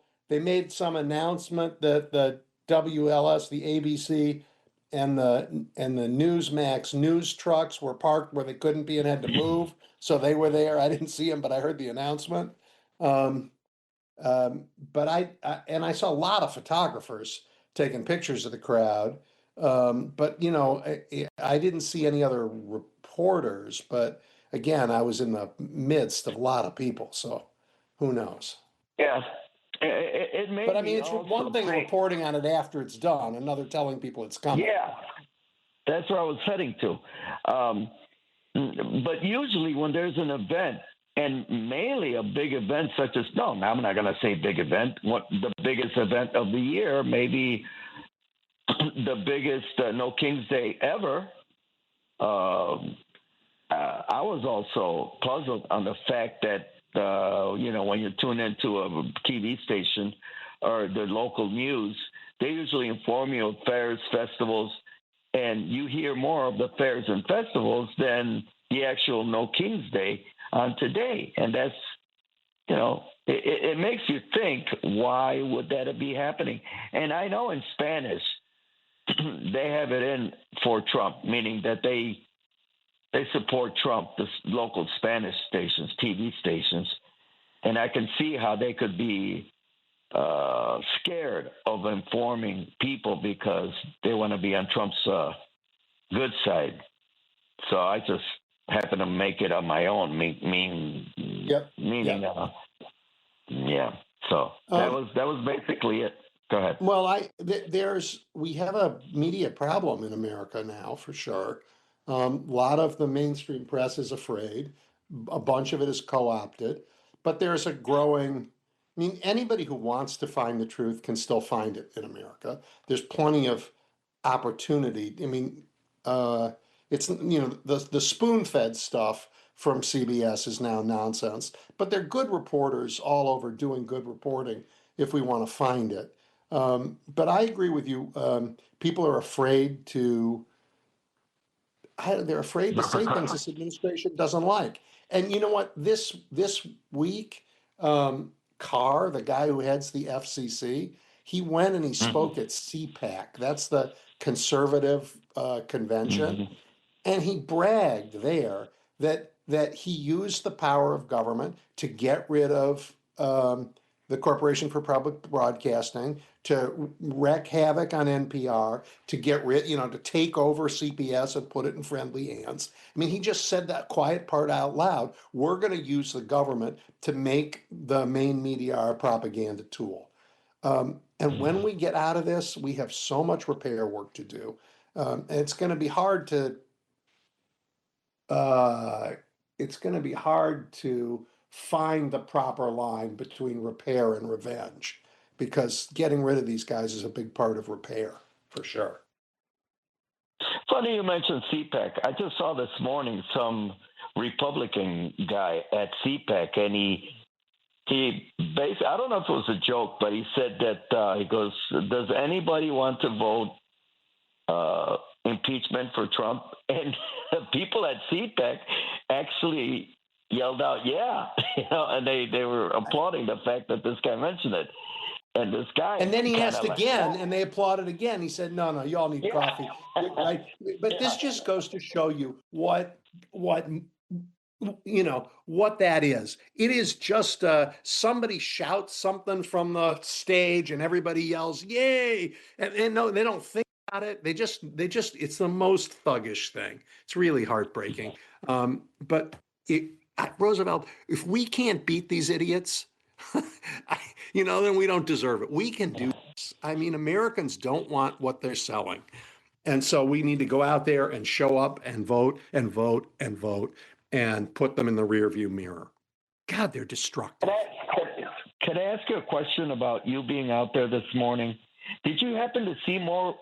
Because I called up the Spanish station. I said, I hope a lot more young people are at this one, because it's basically going to affect them with this Iran war if he institutes the draft. So did you happen to see more young people? I saw more than at the last time. It's still not a young protest, but I saw more young people than I did last time. The young people are gonna fight this fight in their own way. There are a lot of people who are in this crowd who protested the Vietnam War. That was a long time ago, and they're still doing it. So it's an older crowd, but there were more younger people than there were last time for sure. And I talked to a lot of them, and I asked them why they were there, and they were like, it was so interesting, Roosevelt. They didn't say, "Look, I'm here." I mean, all those kitchen table issues that all the polling tells us Americans are concerned about. The ones who showed up at the rally, when I asked them about kitchen table issues, they said, "Yeah, absolutely." But when I first said, "Why are you here?"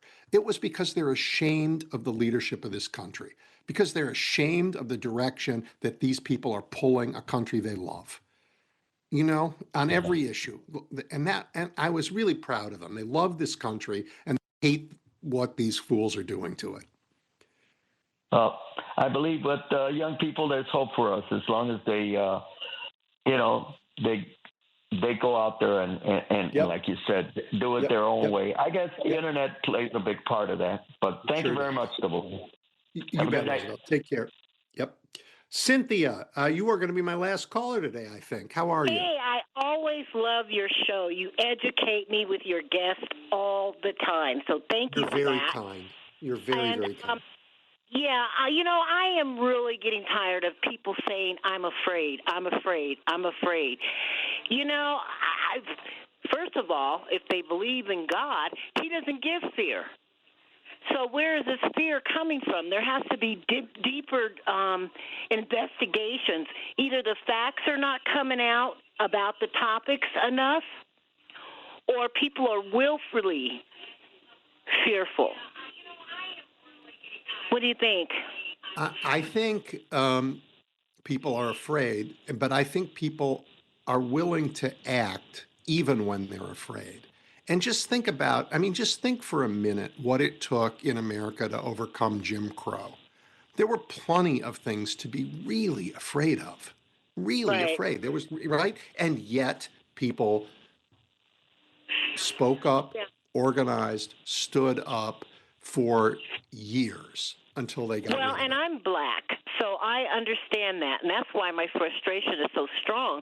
And he's trying to get rid of black folks on every level with the different programs, and it's just terrible, but we're still speaking up, and I see people coming to their power right now, and I think that's excellent.